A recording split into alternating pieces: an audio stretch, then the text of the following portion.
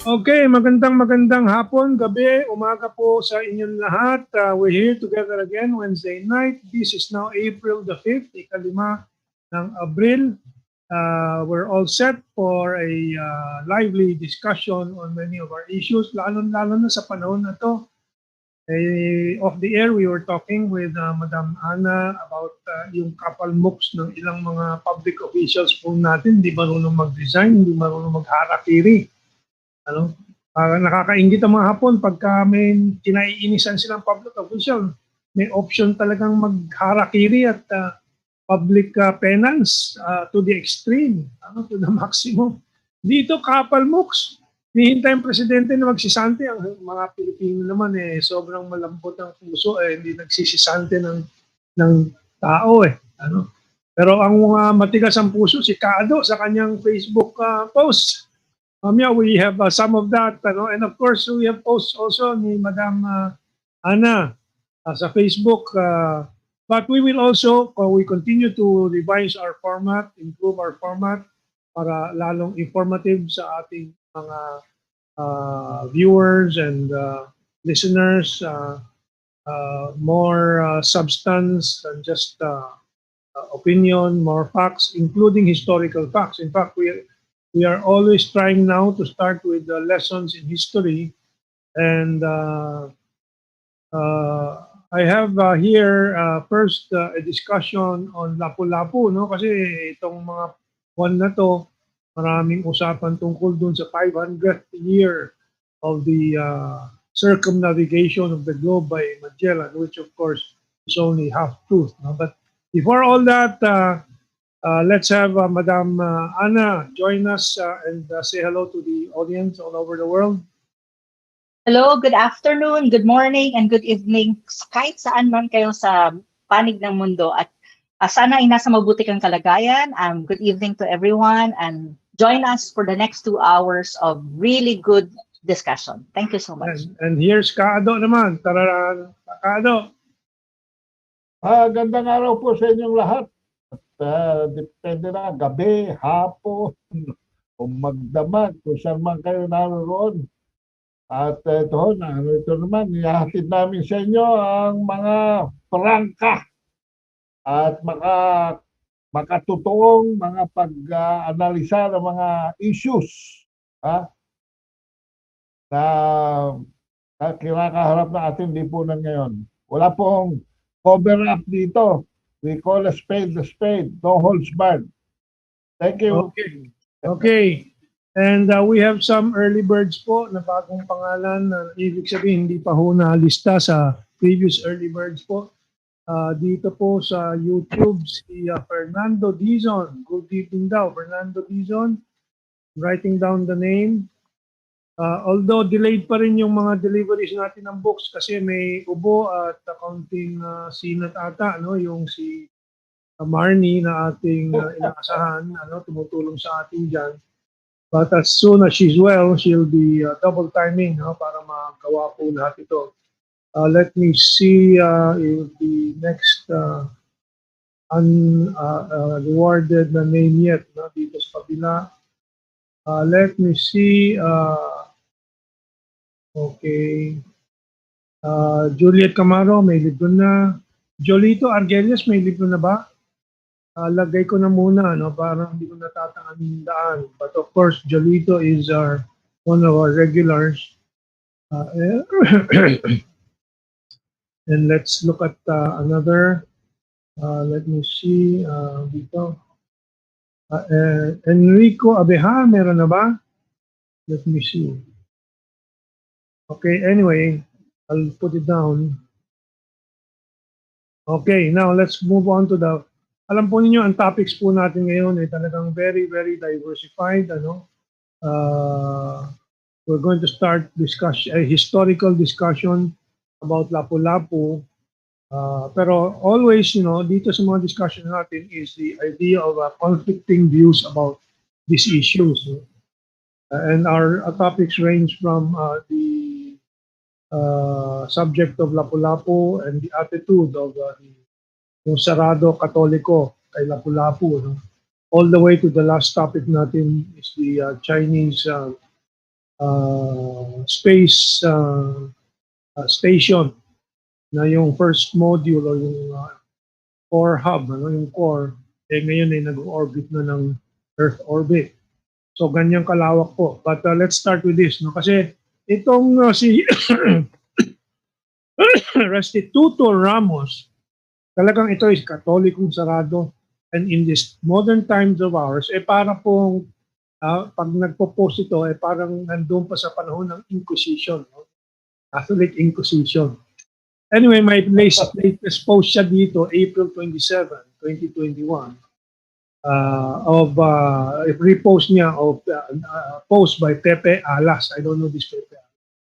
Dito sa site na tinatawag ng El Filipinismo. Mga Kastila pa ito, mga Kastila marami sa kanila. And sabi po rito sa post ni Pepe Alas, ang pamagat niya, Lapu-Lapu, the enemy of Christ. Yan ang pamagat niya.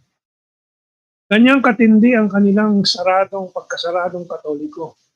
And he is reporting here the Spanish poem published by the Spaniards in 1614, by Carlos Calao. And his descendants today spell their last name as Calao, K-A-L-A-W. And this was published in 1614 entitled Que Dios le perdone, may God forgive you. The poem was written in praise of Magellan for having brought the Christian religion to these islands, which eventually became Filipinas, the basis for today's Philippines or Filipinas. Kali-Pulaco was pictured by Calao as the real villain for Orden de Satan in that historic battle. Kali-Pulaco is, according to this version of history, is the real name of Lapu-Lapu. Ang reflections ko po rito, una-una, the problem with religion, of course, I know I often have discussions, in fact, debates with Ado about religion because he's very religious, but in his very own unique way, I think in his own very reasoned, rational, scientific way. Pero ako, I will reflect again on what is happening in India, and their super spreader was the massive religious gatherings nila, kumbela, and then secondly was the political exercise kasi election doon sa kanila. And wala ding social distancing sa mga gatherings nila sa election, and election victory celebrations. Kaya anong resulta ngayon? Apparently, they are still unable to control up to this day their COVID-19 catastrophe in India. And again, I reflect this on also religion, the religious fervor, and irrationality of religion. But dito sa atin, I don't know if you have time to reflect on this, but do you have any reaction to this? Are you very religious, Maestra Ana? Ako, I would not say na religious ako, but much more, I think, mas ako sa spirituality. Kasi my family po is Catholic, devout Catholic, I think, because they follow all traditions. But I'm a bit of an activist and a rebel. So I am not a Catholic. I am a born-again Christian, but not necessarily the born-again Christian na practicing too much of all those things. I would rather call myself spiritual because I have my own way of, relating to God in my own way, not necessarily going to traditions and all that. But that's much more my personal conviction po. So ang ko lang doon sa ang mahirap kasi sa religion, lalo na kapag dogmatic na, ang dogma na ng religion ang pinag-usapan, parang nga po siya nagiging opium of the people. Yung opium of the people, sino ba yung nagsabi niyan? Si Karl Marx ata? Si Karl Marx. Si Karl Marx nga ang nagsabi, the religion ko is opium of the people kasi lahat ng kailangan gawin, tradition, even though it's not anymore within logic, ginagawa pa rin. So yun yung medyo ako doon. Hindi ako masyadong in conformity to that po. So mas ganun po ang tingin ko dyan. Si Kaado naman na born again din. I think that would be a correct classification. Born again siya with a non-traditional approach to his faith. Kaado? My spirituality now is run by more of Eastern Catholicism. Dahil itong Romano Katoliko, maraming kalokohan dito eh. Hindi na ako pakakalaon pa. Diretso na ako kay Lapu-Lapu. 500 taon ang sumpa ng demonyo na humagibis dito sa Pilipinas dahil sa cross na itinanim ni Magellan dito sa ating bansa. At pinangalanan pa tayo, sino ba nagpangalan sa atin? Si Villalobos yata. Na mga Las Islas Pilipinas. After King Philip II, maintindihan nung mag-aral ako ng history, if we were named after the King Felipe o yung ikinamatay niyang sakit, syphilis. So, syphilisismo ba tayo o Philippines? Hindi ko maintindihan yan eh. Kaya yan ay isang sumpa.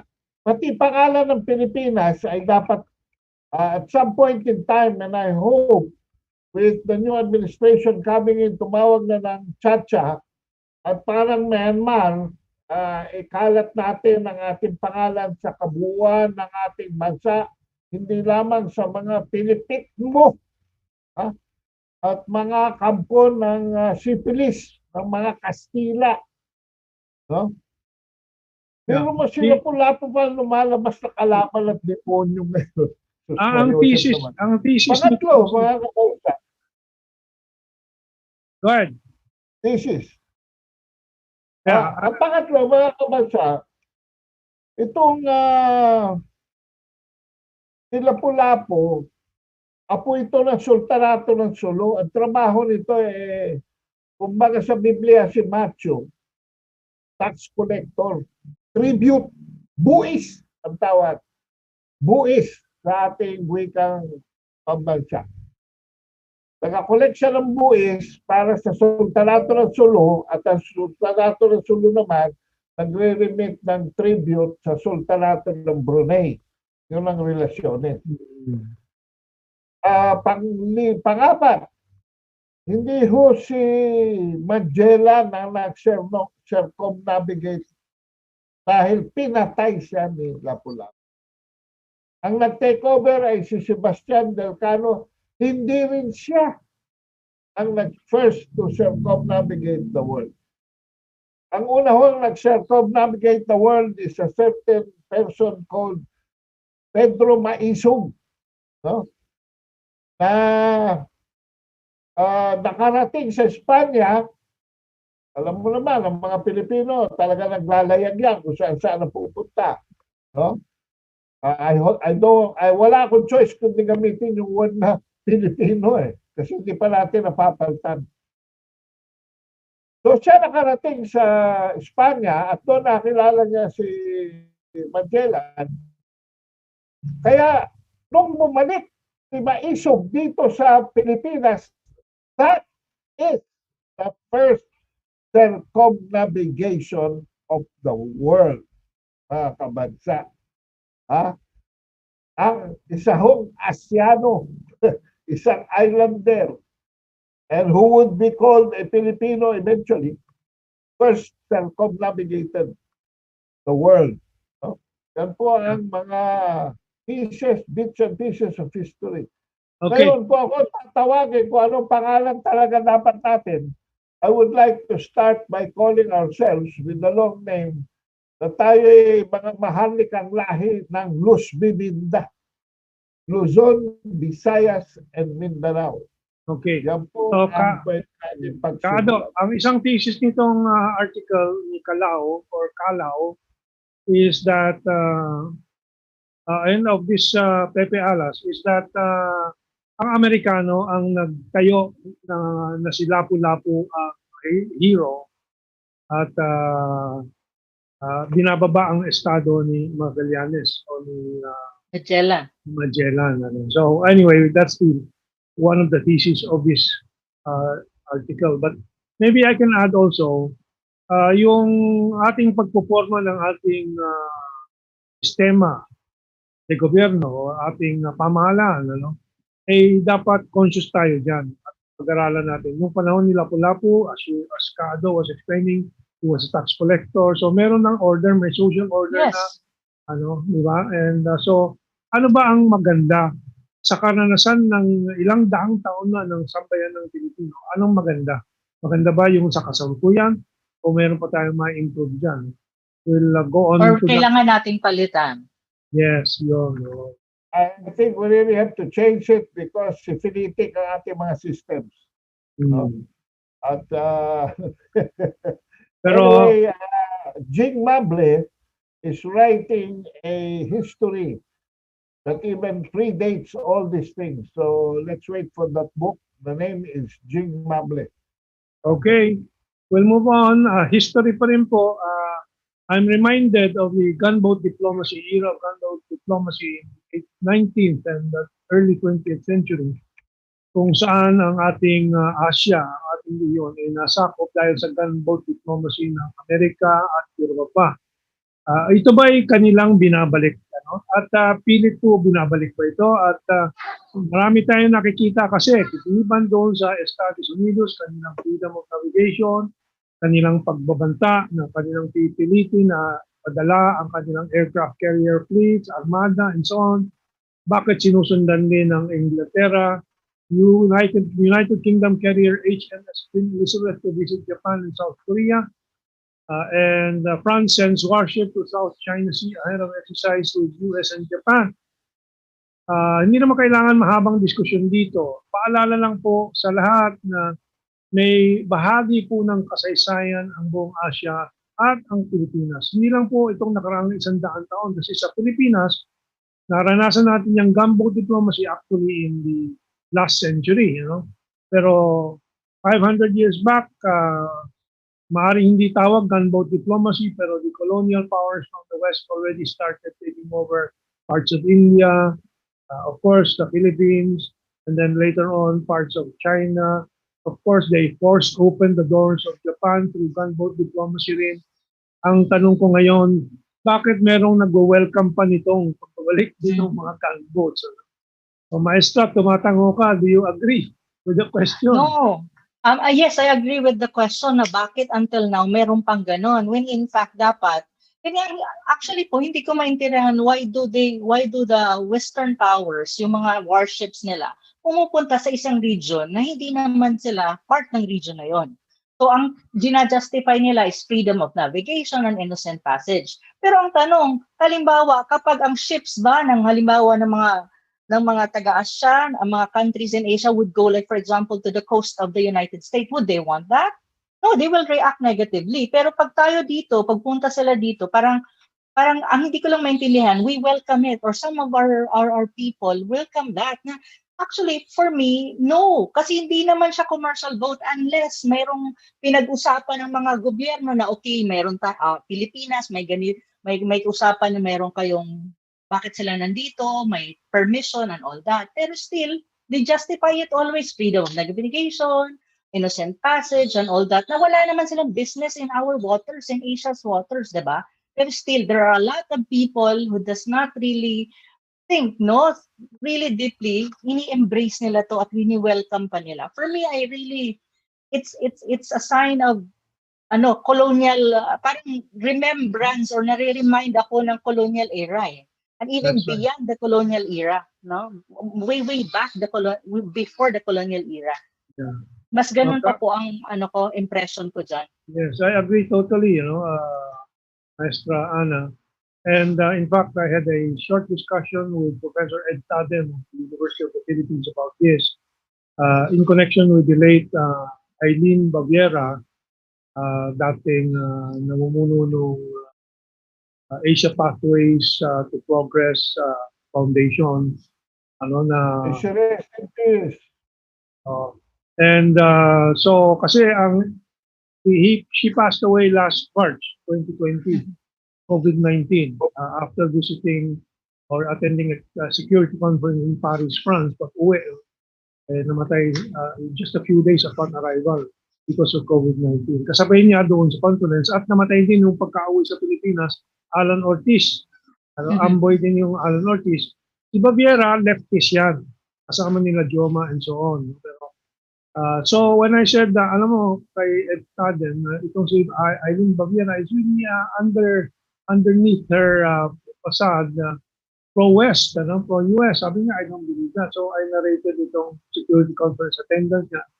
Kasi ang pinost po ni Ed Taden in memory of Eileen Baviera, yung sinabi ni Eileen Baviera with some images na who can rule the China Sea anyway. Parang hindi kaya ng Asians to rule the China Sea together. No? So, sabi ko, hindi ba ang conclusion noon kaya ang 7th Fleet ay welcome dito to rule the China Sea. Sabi ko, that is the Freudian slip that I detected in my discussions and in my observation. Ado, you have any impressions of Eileen? And of course, this issue about gunboat diplomacy. Well, pass muna ako dyan. Mamaya na ako magko-comment kasi sige, balikan mo na lang. Darating na magandang topic. Okay, let's move on. Okay, last item sa history. Sinesearch ko kasi every time we have a discussion kung anong significance for the week sa history. Well, again, this is in connection with the colonial era in Asia dominated by the West, of course, and on May 5, on May 5 today, in 1944, na-release si Mahatma Gandhi from prison. Bakit siya nakulong? Well, nakulong siya on the evening of March 10, 1922. Let me get my date straight. 1922, he was arrested in his ashram. In 1930, he wrote a letter to the Viceroy of Britain that he would begin breaking the salt laws in 10 days. Kasi pinagbawalan ng colonial Britain yung gumawa ng asin galing sa tubig dagat, tubig alat. Kasi may salt tax sila. Yun ang pinagkakitaan ng colonial power. So I just want to remind the people how exploitative these Western powers are. So, hindi lang British, the Dutch were here, the Germans were in Asia, etc., etc., and of course the Americans were here. So in 1930, in March 12, 1930, Gandhi set out from his ashram, his religious retreat, trekking 500 kilometers or more or less 500 kilometers to the coast town of Dundee on the Arabian Sea, which is the coast of India, para dumukot ng isang dakot ng tubig para gumawa ng asin. Inaresto siya because that is satyagraha, the civil disobedience sinatawag. But anyway, kinulong siya, and on May 5, I forget the dates here, but May 5 of a certain year, he was released, of course, after. Anyway, this whole story is just to highlight the oppressiveness, exploitativeness of the colonial powers, which many people are forgetting these days. Any reaction, Mr. Ana and Akado? Yun nga po kasi ang memory po ng karamihan sa Pilipino, especially yung mga bata, yung actually younger than me. Ang alam lang siguro nila or karamihan na nare-recall nila sa history is after the Second World War. That's after the colonial period. So hindi masyadong na-emphasize na even before the Second World War, the Philippines, like for example, was colonized. Iba-iba, pinagpasapasahan ng Pilipinas actually from Spaniards, pinenta sa Amerikano.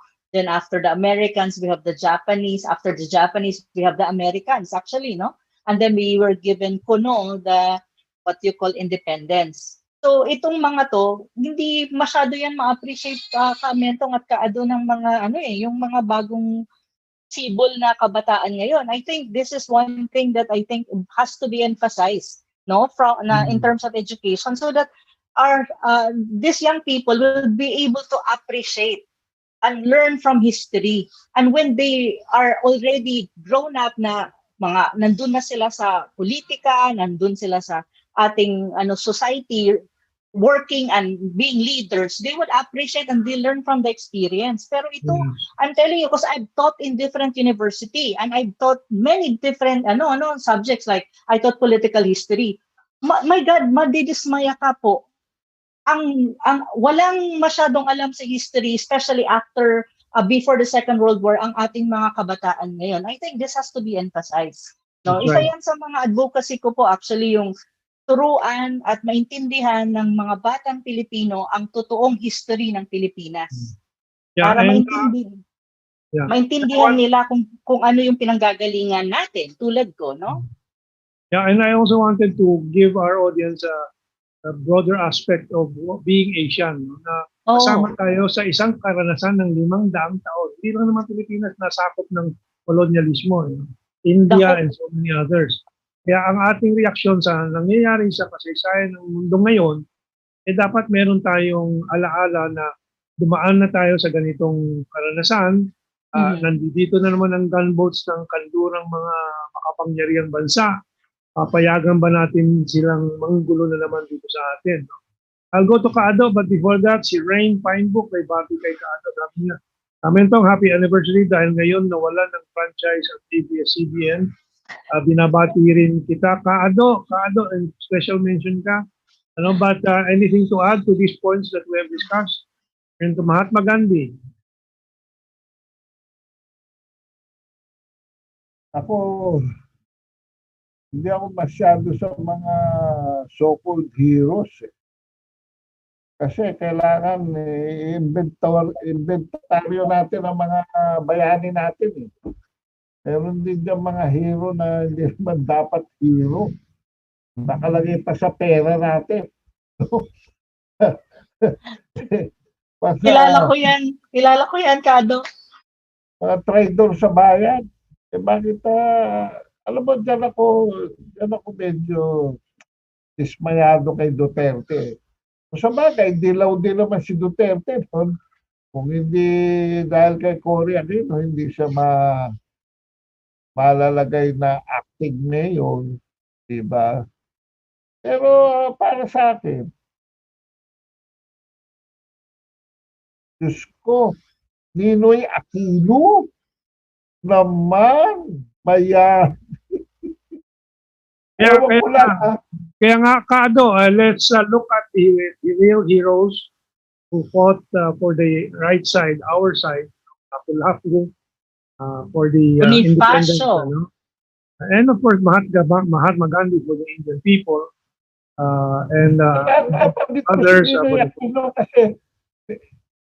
Dinename drop din niya si Mahatma Gandhi doon sa civil disobedience aspect.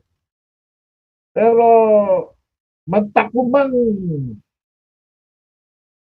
labahan ng aking utak.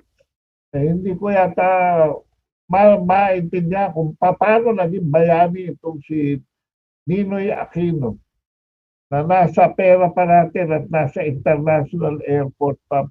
Well, naging bayani. The greatest achievement of Ninoy Aquino is dying in the tarmac. Ang naging bayani si Ninoy, alam naman natin kung paano naging bayani si Ninoy. Siya ay suportado ng Amerikano. Siya ay tinahi doon sa kasaysayan na gusto ng Amerikano na paniwalaan ng taong bayan sa Pilipinas para masuportahan yung kanilang manika na si Cory Aquino. At mula doon, nung napaniwala ang taong bayan na gawa ng Amerikano na matatag, lalong naging matatag ang mga Ayala, mga Aboitiz, mga oligarchs nila. Remember, Ayala is their agent for Shell Oil sa Pilipinas. Shell, well, that Shell is one of the biggest top 5 companies in the previous era of the West, and so on. So alam natin politika and the play of power. And alam natin, lumipas na yung panahon ni Ninoy. At pwede na talagang palitan yung idol na yan, yung hero na yan. Kasi nag-iba na rin ang bansa. Maraming nabuksan ng isip sa ating mga kababayan. At yung pananaw ni Kaado tungkol kay Ninoy, hindi na unique yan sa ilang mga nakakapag-analisa po. Ano? Ito I think popular already. Meron din kasi mga pamilya na inihahanda nila yung kanilang mga ngayon lang inihahanda ni Chris Aquino si Bimbi. Ewan ko kung para sa ano. Pero yan si Ninoy Aquino, inihanda yan ng mga magulang niya nung ipadala yan sa sa Korea. Ang problema, yung mga nakasabay naman niya sa Korea, si Gil Santos, si Benedicto David, even walang matandaan. Even itong si Colonel Nicanor Jimenez, nung magkasama kami sa Washington, ano ba ang ginawa ni Ninoy Aquino sa Korea? Okay. Okay. That's appreciated, no? Alam natin. That's why ang nagtatayo ng mga heroes ay yung the powers that be. And among the names you mentioned, mga journalists, David, si Gil Santos, and so on, and public officials like Nicanor Jimenez, none of them worked with the CIA, as Ninoy said himself. I worked with the CIA, not for the CIA. In other words, sinasabi ko, hindi ako empleyado ng CIA. Ako collaborator ng CIA, worked with. And that is a public statement of Ninoy Aquino. But again, what do I want to stress here? People and the nation must understand politics, local, national, global politics. Kaya naging hero yan si Ninoy. Maagang-maaga pa, pabata pa, inaalagaan na ng Amerikano at siya inaalagaan na niya ang relasyon niya sa Amerikano. No? But, so bata pa, may influensya na, nakakapasok labas na. Napasok niya yung buhay ni Quirino at saka ni Ramon Magsaysay, kaya nakuha ng pamilya niya yung Hacienda Luisita, etc. etc. Anyway, having said that, itong Mahatma Gandhi at saka I'm sorry but the name escapes me presently. Yung sa South Africa, anong pangalan nun? Nelson Mandela. Yan! Yan ang mga type ko. Yan ang mga type ko ng mga bayani. Yes. Okay, Ana, please. Elaborate, Ana, your reaction.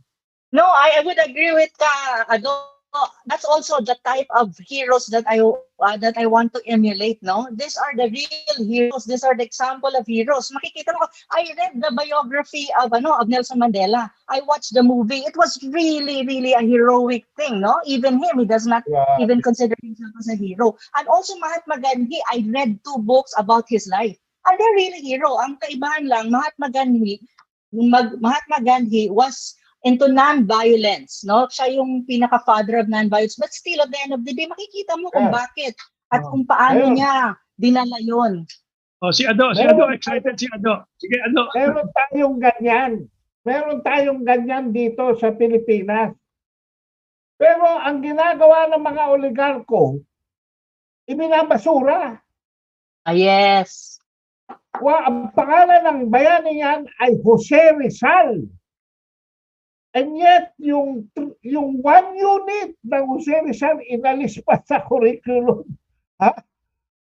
Dapat yan, bawat Pilipino dapat magkaroon ng at least 9 units kay Jose Rizal. Isa sa buhay at mga writings niya, Noli and Fili, lalo na El Filibusterismo. At ngayon ko lang na-discover Mentong. Yung mas marami pa palang hinintuang alay si Rizal sa mga sulat na kay Blumentritt, sa mga sulat na kay dito, kay doon. Every day I read 1 letter and I am really, really excited about this. Sa pagpasok ng bagong administrasyon, isa sa mga isusulong ko yan. Pag-aralan natin ito dahil ninanakaw na ng mga Malaysian sa atin si Rizal. Yun mo tawagin sa first Malay. Malaysia. Okay.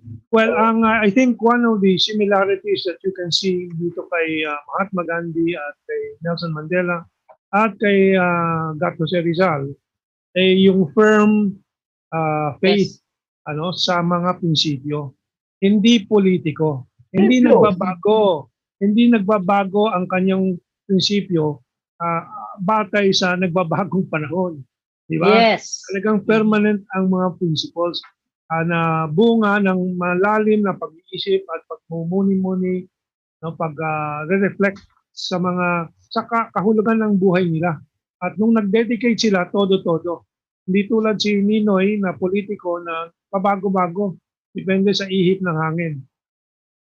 And Final even words. actually, i-add ko lang doon susugan ko lang kami yung sinasabi, hindi nagbabagong prinsipyo. Kasi one example of that is Nelson Mandela. He was advocating for equality between the whites and the, and the blacks, no? Sabihin na natin diretso, no? When he was the president, of South Africa, syempre, nasa taas na yung mga kalahi niya. Dahil nga, siya yung presidente, no? And they won over the apartheid. But still, lagi niyang nire-remind ang kanyang mga kalahi na no, we cannot discriminate doon sa mga white South African because they are South Africans. Huwag nating gawin ang ginawa nila sa atin because that's not what it is. No? Yun ang pinaglaban natin, so huwag nating gawin. So makikita mo yung prinsipyo niya, no? Mula nung nag-underground siya, nag-underground hanggang sa naging presidente siya, hindi yun nagbago. I really studied his life because he is one of those people that I really, really admire. No? And nanood ako na kanyang movie 3 times po, paulit-ulit. So yun yung sinasabi ko, consistency. Nandun yung consistency po. Yun po. Final word, Kado. Yeah. So, yun lang akin na hinahanap ko Kaya, hindi lamang dito sa Pilipinas Nung kami magpunta ni Mentong sa Fujian province ba ng China yun? Yes. Nagulat ako doon sa isang city mas malaki pa yung monumento ni Rizal kaysa dito sa Rizal Park. At yung Rizal Park siguro mga 3 hectares lang yun. Ito mga 8 to 10 hectares. Anong city? Xinjiang City. Yun ang last stop namin bago kami sumakay ulit sa aeroplano pabalik ng Pilipinas. Talagang wala akong I was in total awe. At hindi ginawa yun ng mga Chinese dahil ang heritage na Chinese. But because Rizal was really, even during the time of Sun Yat-sen, recognized na ng at least nitong ating mundong Asyano. Okay, let's move on. But my final point there is si Jose Rizal was already being read by other Asian leaders in Indonesia, in China. Kilala ang pangalan ni Rizal, Sun Yat-sen, and so on. Kaya yung mga alagad, meaning mga kumakatawan sa prinsipyo ni Rizal tulad ni Mariano Ponce, ay nakipag-meeting kay Sun Yat-sen, na nationalist and anti-colonial leader ng China. At nagtutulungan sila kasi yung unang mga armas ng Katipunero ay ang nag-broker po ay si Sun Yat-sen, ang nag-supply mga Hapon. Kaya very interesting ang history, but I think the aspect here we want to stress, we want to emphasize, is that we Asians have an anti-colonial history together. Hindi lang Pilipinas, etc. Hindi lang Chino, Japan, kundi together we were fighting the colonial power. Okay, and the next one naman is the clash of perspectives. Doon sa isang programa natin, we try to show the clashing opinions of opinion writers. Here we have clashing views from two now practitioners of foreign diplomacy, yung diplomacy ng Pilipinas. Of course, in the photo in front of you, you have the Philippine diplomat, Teddy Boy Locsin, if he can be called a diplomat, finally apologizing for his Twitter rant against China. Samantalang dun sa kabilang panig naman itong ating image ay si Ambassador Encomienda who said, the former retired Philippine envoy or ambassador, hits Twitter diplomacy in the case of the Sabah dispute. Of course, generally also in all disputes. Sabi ni Ambassador Encomienda, the way we do it in the diplomatic field, we send out feelers first. We just don't go to public media, Twitter or whatever, and start talking something which hasn't been cleared with the other side. Usapan yan. Step by step yan. Pero ewan ko ba kung anong klaseng utak ni, alam naman niya foreign secretary siya. Who wants to respond first?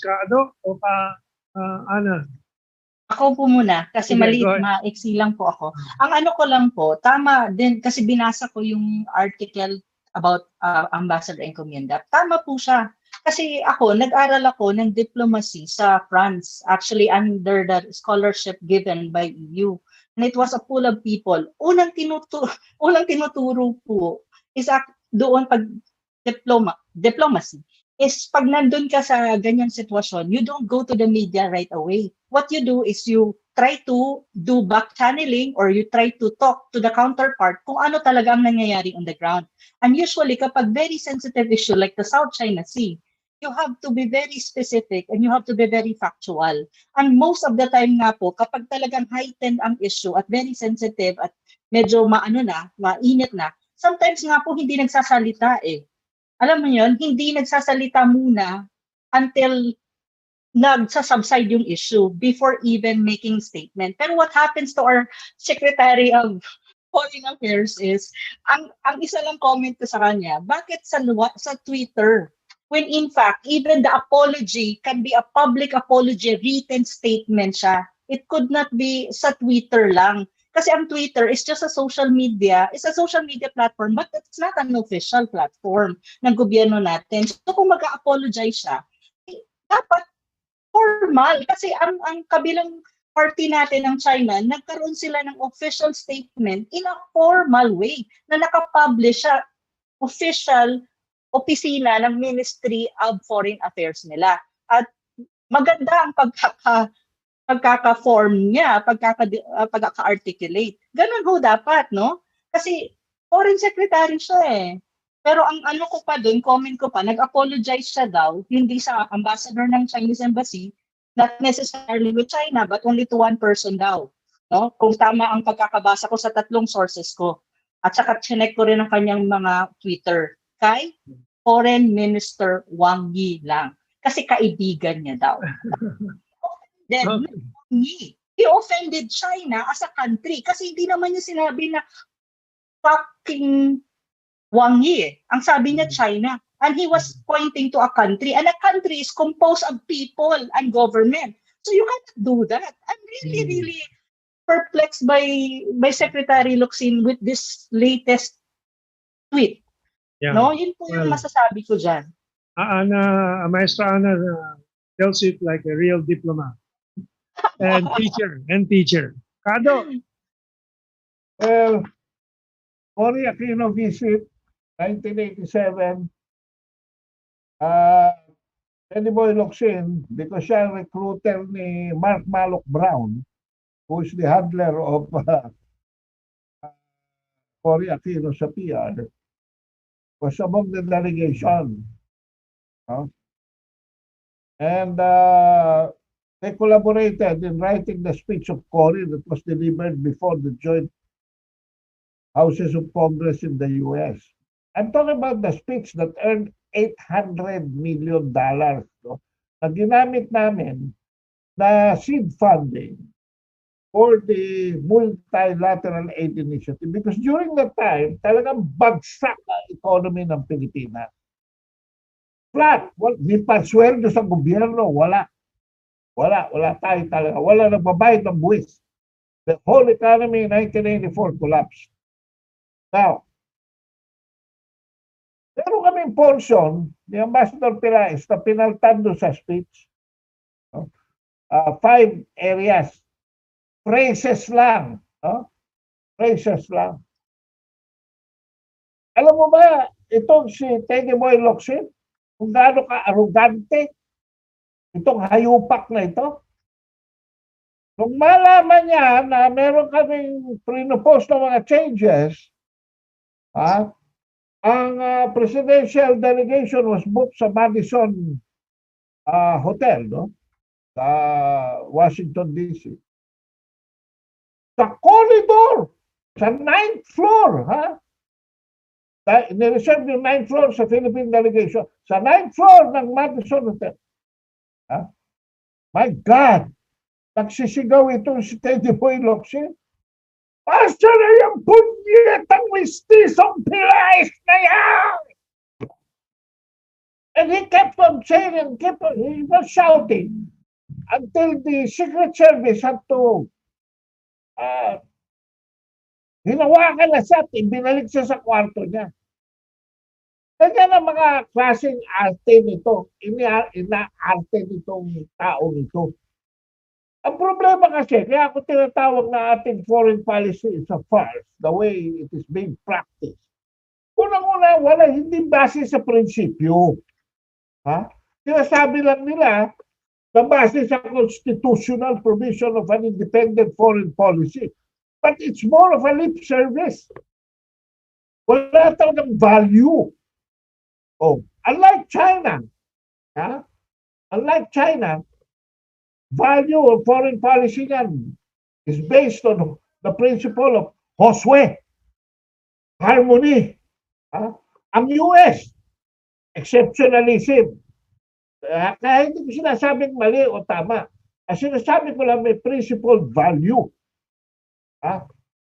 And you know, the diplomatic circles that is in the BBC countries, yung mga British colonies, naging colonies na yan. It's one of the best run diplomatic training. Ang gagaling ng mga tao, and hindi naman tayo nahuhuli dyan kasi meron tayong mga Rosario Manalo, meron tayong mga Albert Angcomienda, meron tayong magagaling din, Carlos P. Romulo naging secretary, Emmanuel Pelaez, etc., etc., etc.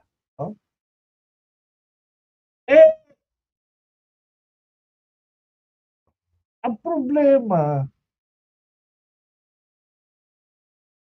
yung nag-a-appoint Hindi ko maintindihan kung saan basura kinuha ito si Teddy Boy Locsin Kasi mahilig ito sa megaphone diplomacy. Okay. Kado, you're correct there, no? And of course, President Duterte is also raised in a political culture na magulo pa rin, ano?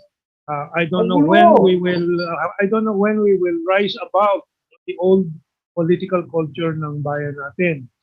Ano ang political culture ng China, ng Russia, kahit ng Estados Unidos, pero mas magulong Estados Unidos dahil maraming conflicting interests, clashing interests sa loob ng Estados Unidos mismo. But sa China, sa Russia, sa Vietnam, meron yang basis, long-term basis of their national interest. Dito, kita naman natin, ano bang national interest na nire-represent doon sa Senado, Kongreso? Nothing unifying anyone. Walang pinagkakaisahan. All is opportunism para sa eleksyon at para sa fundraising nila, para sa business interest nila and political interest. Walang binding strategic national interest. That's a reality even President Duterte has to face himself. Kasi saan siya pipili ng mga tao? Well, one basis for political leaders, national political leaders in choosing cabinet members is popularity, masunurin, pwede bang may influence ba sa media, and I think that's one of the reasons why they got Teddy Boy Locsin, with some basic decent intellectual capability, pero overwhelmed by his bratish attitude, yun ang problema niya ngayon. And then yung inability of our public officials to have face, na mahiya, or to be fired by the boss. Yun ang mga problema natin. We'll have to move on. We have many other topics, and we've picked up the brains. We've picked the brains of Maestra Ana and Maestra Ado dito sa issue na to. Let's move on. So that was the clash of perspective and approaches of Ambassador Encomienda, the professional diplomat, and the tyro, the amateur, and the brat, Teddy Boy Locsin. And so Anna posted this nga yung statement ng Yes. Ministry of Foreign Affairs of the People's Republic of China. And since you posted this, Maestra Ana, give us a little more elaboration dito.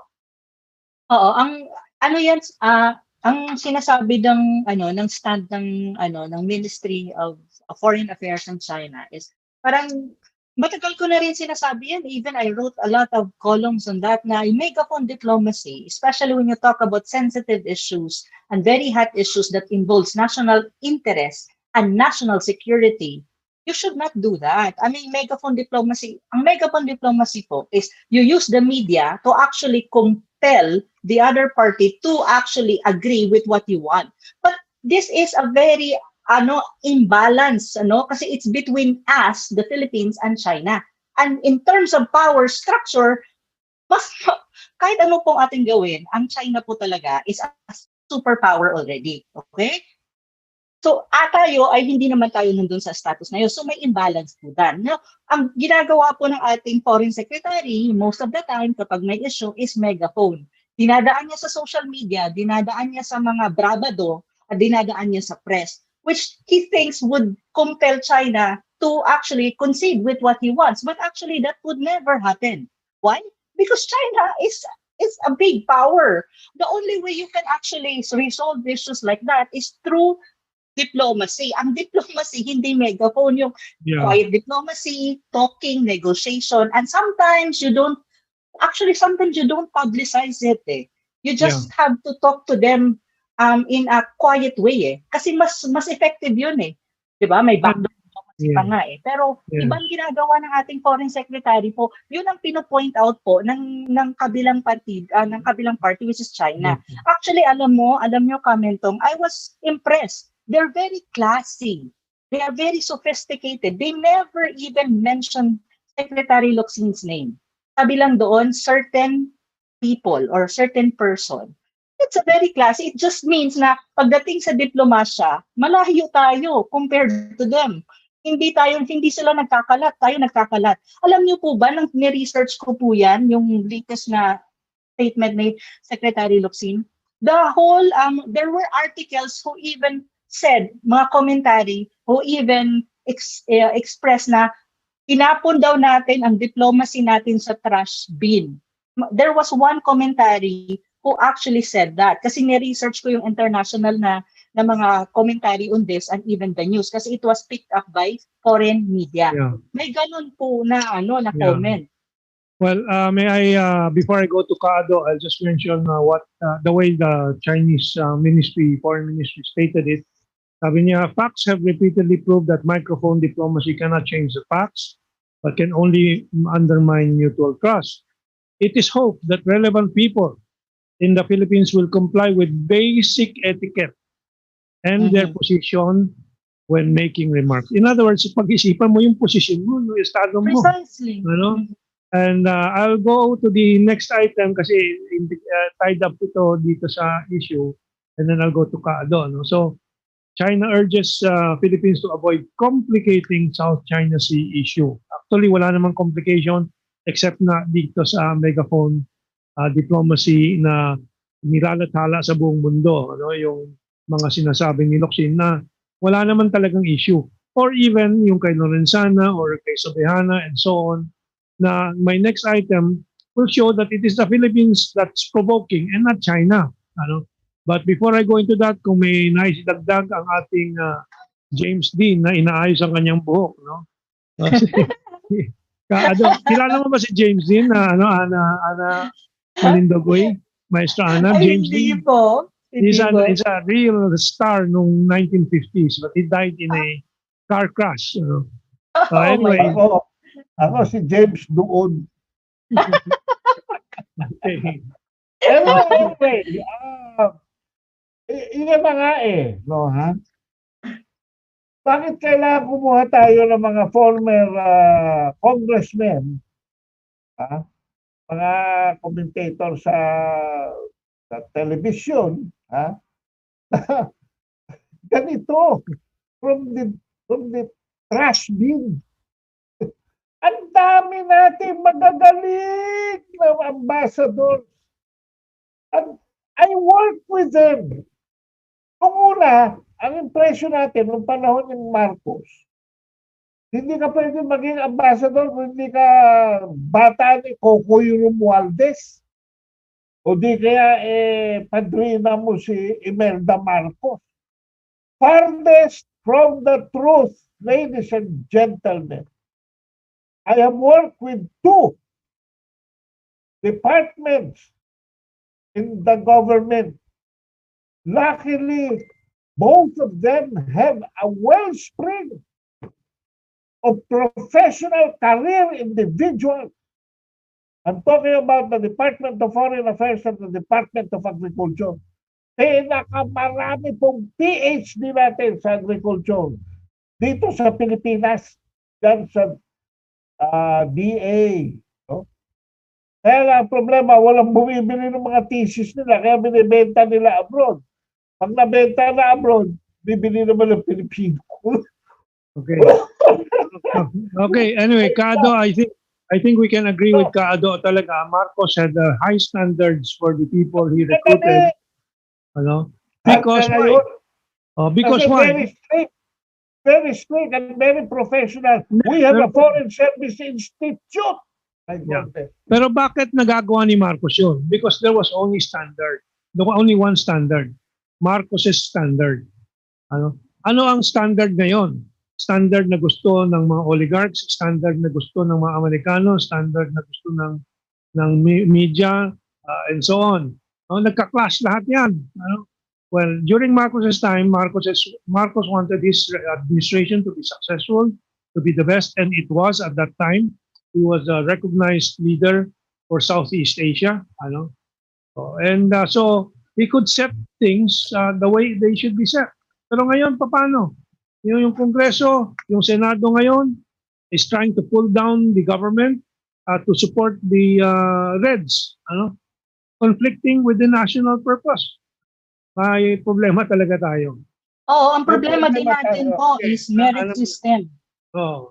Merit system. Wala tayong merit system. I know. Kasi I have so many friends who are really good. I mean, like, well-educated. They have their PhDs. They are honor student in college, in UP, and all that. But they cannot get into the government system. That's Why? right. Precisely because may palakasan pa rin. Hindi merit system. Merong isang magaling na general na siya dapat ang i-appoint, hindi si Subihana. Alam niyo kung sino lang humarang? Si Bato at si Munggo. Ganyan kababaw. Ha? Pag hindi ka dumaan ng Davao, hindi ka pwede kalihim. Ha? Mediocrity. And I'm not just talking about the executive. Mas mediocre pa ang legislative. Yes. My goodness. Naging political dynasties na lang. And our Senate right now, ladies and gentlemen, is almost malapit na hong i-flush sa inidoro. My goodness. Kahiya-hiya. Yan sa Kongreso. I am now advocating na kung gusto nyo magtipid, itigil nyo yung construction nyo ng Senate dyan sa BGC, 9 billion yan, at i-abolish na natin ang Philippine Senate. Yeah. We will save 9.5 billion pesos a year. I think I included that in the items that we will discuss, Kaado. Okay, the next item is still part of our Philippine foreign relations and diplomacy. Tungkol dito sa Pag-asa Island. And finally, the AFP is making some sense because last week, anong sinasabi ng AFP? Magtatayo daw sila, gusto nila magtayo ng instalasyon sa Whitsun Reef. Immediately, I said that's illegal if based on the Declaration of Conduct. That's not going to pass. Even Vietnam will start making noise against that because it malinaw sa Declaration of Conduct of the parties in the South China Sea. Nandiyan po sa harap po ninyo. Provision number 5, the parties undertake to exercise self-restraint in the conduct of activities that would complicate or escalate disputes and affect peace and stability, including, among others, refraining from action of inhabiting on the presently uninhabited islands, reefs, shoals, cays, and other features, and to handle their differences in a constructive manner. In other words, walang bagong construction. Ano? Status quo. muna. Status quo. Ngayon, ang AFP plans to turn Pag-asa Island into logistics hub. Okay na to. Kasi meron na tayong instalasyon dyan. May budget po dyan, 800.9 billion, I think, roughly, no? If I'm not mistaken. I'm not sure the figure. Mataas ang budget po. Mga billion po ang budget dyan. Baka 8 billion or something like that. 8.9 or 8 billion, roughly. Basta malaki ang budget. That's what I call putting your money where your mouth is. Tama lang. I-improve nila, diba? Diba? Pero, ito, sasabihin ko nung tinanong si Herman Esperon, ano ho ba ang threat to national security? Ito ho, West Philippine Sea ay kasama sa threat sa national security. Alam mo, sabi ni Esperon, hindi. Ang number 1 na threat, COVID-19. Ang number 2 na threat, communist terrorism. Yeah. Wala naman talagang threat dito sa sa South China Sea. Nagagawan lang ito ng mga personal interests and business interests. And sabi ko nga sa comment ko rito na hindi ko pa pinopost sa FB. So, Pihana, tama na. Ikaw ang provocative. Okay, basta't hindi sa Julian Day. Yan lang sa comment ko dyan. Yung next item, Kaado, is down your alley.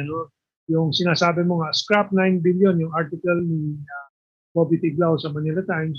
Scrap the 9 billion peso new building, Senate building construction, and build COVID hospitals with it. So, Kaado, going back to you on this matter and then kay Maestra Ana. Ang budget to ng bawat senador, mga kabansa, makapagsumbong na sa inyo, is almost 400 million per senator. Yun ang bagong name, no? Na lumabas sa internet, sa social media. Stew pigs.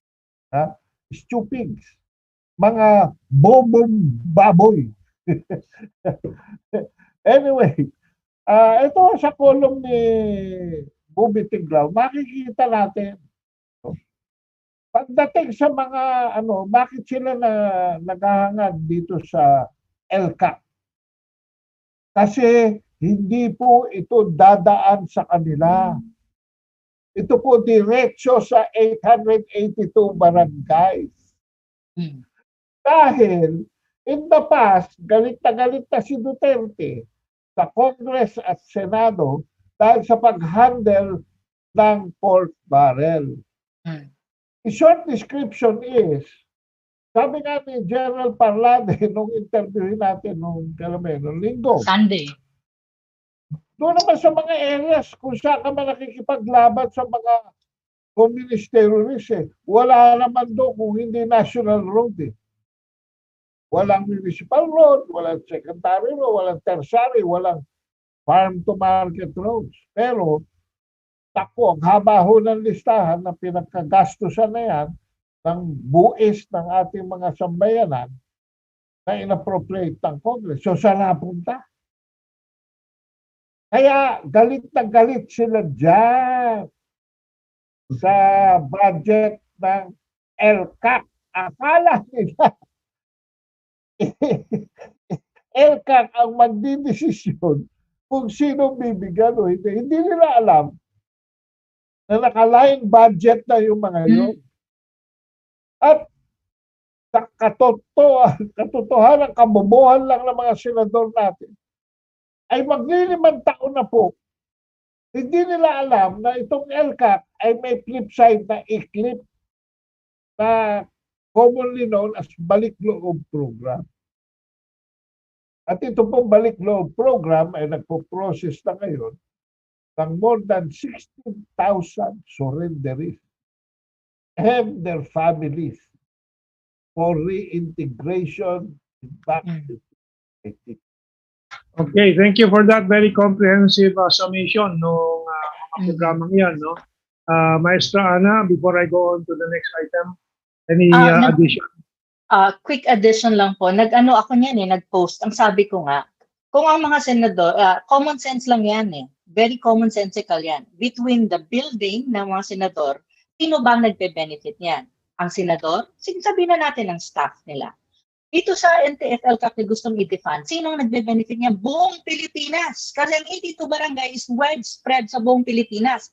So between the two, kung ang pag-uusapan mo is reallocation para sa COVID-19 response ng Pilipinas, ano ba ang mas insensitive?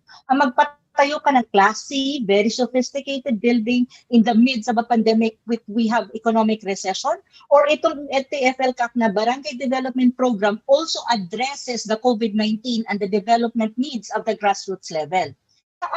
Saan ka pipili? Siyempre kung ako, kung rational ka mag-isip, yun ang i-defund mo, yung building na yun. Kasi wala naman yung benefit sa tao na iba Ang nagbe-benefit din lang, iilan. Sabihin pa natin 100 people yan, still it's 100 people as against to what? 109? Or millions of people on outside the Metro Manila na talagang kailangan ng development kasi grassroots development ang pinag-uusapan dito. At one more thing, grassroots development, you have the insurgency then doon. Ang root ng insurgency ang ina-address. So, sinong insensitive? At sinong dapat i-defund? Is it NTFL-CAC? Or is it the building itself na para sa Senado? Common sense yan You don't need to have a PhD for that or a rocket science for that diba? Yun lang tanong ko sa ating mga kabansa. Dapat yan, tignan natin yan. Pera natin yung pinag-aano sa building kasi that's taxpayers' money. Not their money. It's our money. No, kasi ako pay tax every single lahat ng tax ata binabayaran namin. No, lahat. Hindi kami nagla-lax on time kami magbayad. No? So yun po ang aking position diyan. Gawin ng government hospital yan. Yung Senate Medical Center. With COVID-19 patients. Okay, another one. Name in your own home. Okay, another controversy the Inquirer wants to stir up is yung campaign promise daw ni Duterte to assert the Philippine sovereignty in the West Philippine Sea or to retake the West Philippine Sea. To which Duterte said, I never ever in my campaign as president promised people I would retake the West Philippine Sea. Pero ang pinanghahawakan ng Inquirer, yung sinabi daw ni Duterte nung kampanya, that I will ask the Navy to bring me to the nearest boundary dyan sa Spratley, Scarborough. Bababa ako, sasakay ako ng jet ski, dala-dala ko yung flag ng Pilipino at pupunta ako doon sa airport nila tapos itatanim ko. Then I would say, this is ours and do what you want with me. Quote. But sabi ko nga sa comment ko, which I have not released because hindi ko pa sigurado doon sa salitang kabalintunaan. Sabi ko dito, naintindihan ng botante ang kabalintunaan. Ang Inquirer, bobo, hindi nila tama ba yung pag-use ko ng term kabalintunaan? Kabalintunaan, yes, opo. Is that the right way that I put it? Tama po. Okay. So, ako, botante ako. Alam ko nagbibiro at nagpapatawa si Presidente Duterte. Ang point niya doon, from my perspective at that time, hindi mo naman talaga retake yan just by that, by claiming it. No? You have to talk about it, negotiate it, and so on. Bakit yung Inquirer at si Carpio pinipilit na yung joke ni, yung kabalintunaan ni Duterte, they will take it literally. Your reactions? Ako, nag-post ako dyan ngayon lang. Sikado muna. Dukado. Kasi mga binanggit mo kanina mga manyika ng Amerikano. Alam mo, hindi na nila alam kung ano yung satire at saka metaphor. Yes. Wala na. These people are just using anything they can have just to throw a kamatis into this situation. Ang itong West Philippine Sea kasi, ito sinasabi ko eh. Huwag tayong gawa ng mga terminology na wala namang kahulugan. West Philippine Sea is just a product of an executive order. That's true. Okay, may papasalamatan tayo si Carmelo Cortel, nag-donate ng £1.99. I don't know how to pence ba yan o anyway, British currency. Salamat Carmelo, thank you very much. It will really go to good use. Okay, let's move on to the item that before we move on, go. mag-comment lang ako doon sa sa issue ng na yung pagboto daw kay kasi ang flash niyo po is yung kay Duterte, yung parang contrast daw ng sinabi niya noon at ngayon. Ang kay former Justice Carpio, mas grabe. Kasi sinabi ni former Justice Carpio na parang niloko daw ni Duterte ang mga tao. Kaya nagkaroon siya ng 16 million dahil doon sa statement niya na mag-jet ski siya. Actually, tama si it was a satire. It was meant for the audience. It's a metaphor. Hindi yun, wala namang doon na pupunta siya jet ski, gano'n. And even then, kasi nasabi ko lang, malinaw kung bakit binoto si Duterte ng mga tao. It was not all about WPS. It's much more about the exasperation and the tiredness of the Filipino people, the majority of Filipino people, sa brand of politics of the political opposition right now. That's actually the very reason. It was even for political scientists, they even call it the revolt, of the middle class. Because the middle class is already tired of what happened during that time. Yung peace and order, yung drug problem natin, lahat na lang nandun. Yung SAP 44, Mama Sapano, the Yolanda, and all of that. I am a part of the middle class. I was just so tired of it that even I don't know President Duterte that time really well, no? I know that he's a mayor, he is good in Davao, and he had done so many things in Davao. But I voted for him. Why? Because I was just so tired. And then, God, good.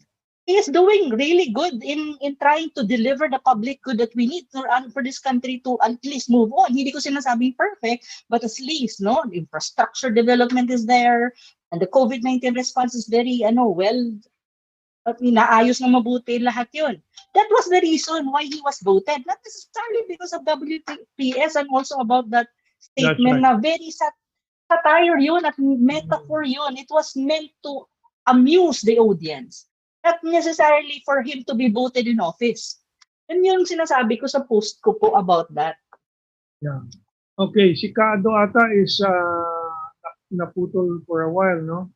Our next item kasi is a bit mixed up na lagay yung comment ko from the other meme to this one, which just disregarded. But this is both you and Kaado posted this yung Kaado yung pinost mo kapag tinanong ni General Luna ang 15 ito, bayan o sarili, ang isasagot ng mga lecheng ito ay pork barrel muna bago lahat.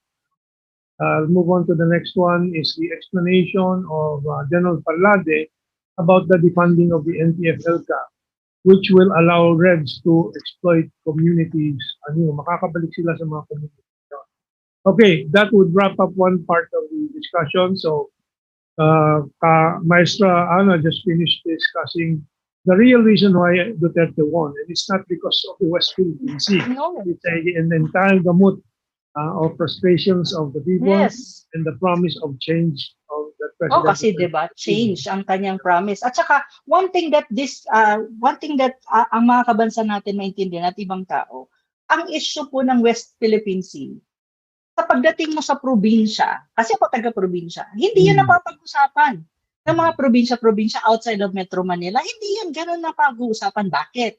Kasi ang Pilipino, ang kailangan niya is tangible benefit. Kung anong makakain nila at anong nasa hapagkainan. Yun ang totoong buhay ng isang common na Pilipino. Hindi yan sila nag-iisip masyado kung anong nangyayari sa UN or anong nangyayari sa Western. No, they want is tangible benefits. May trabaho, may pagkain, may health, may...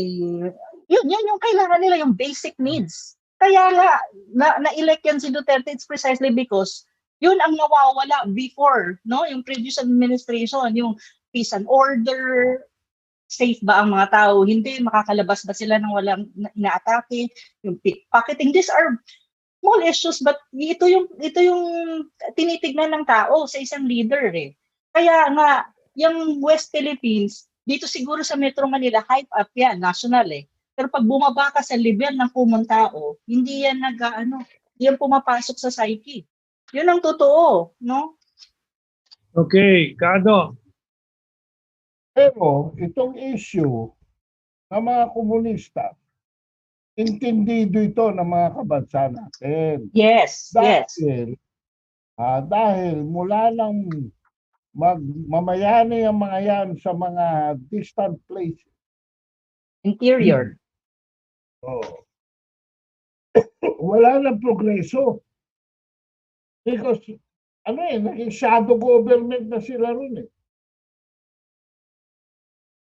Nung una, wala naman talaga nadadala ron ng government services. Talaga naman po hindi nakakarating doon. So, ano ngayon yan?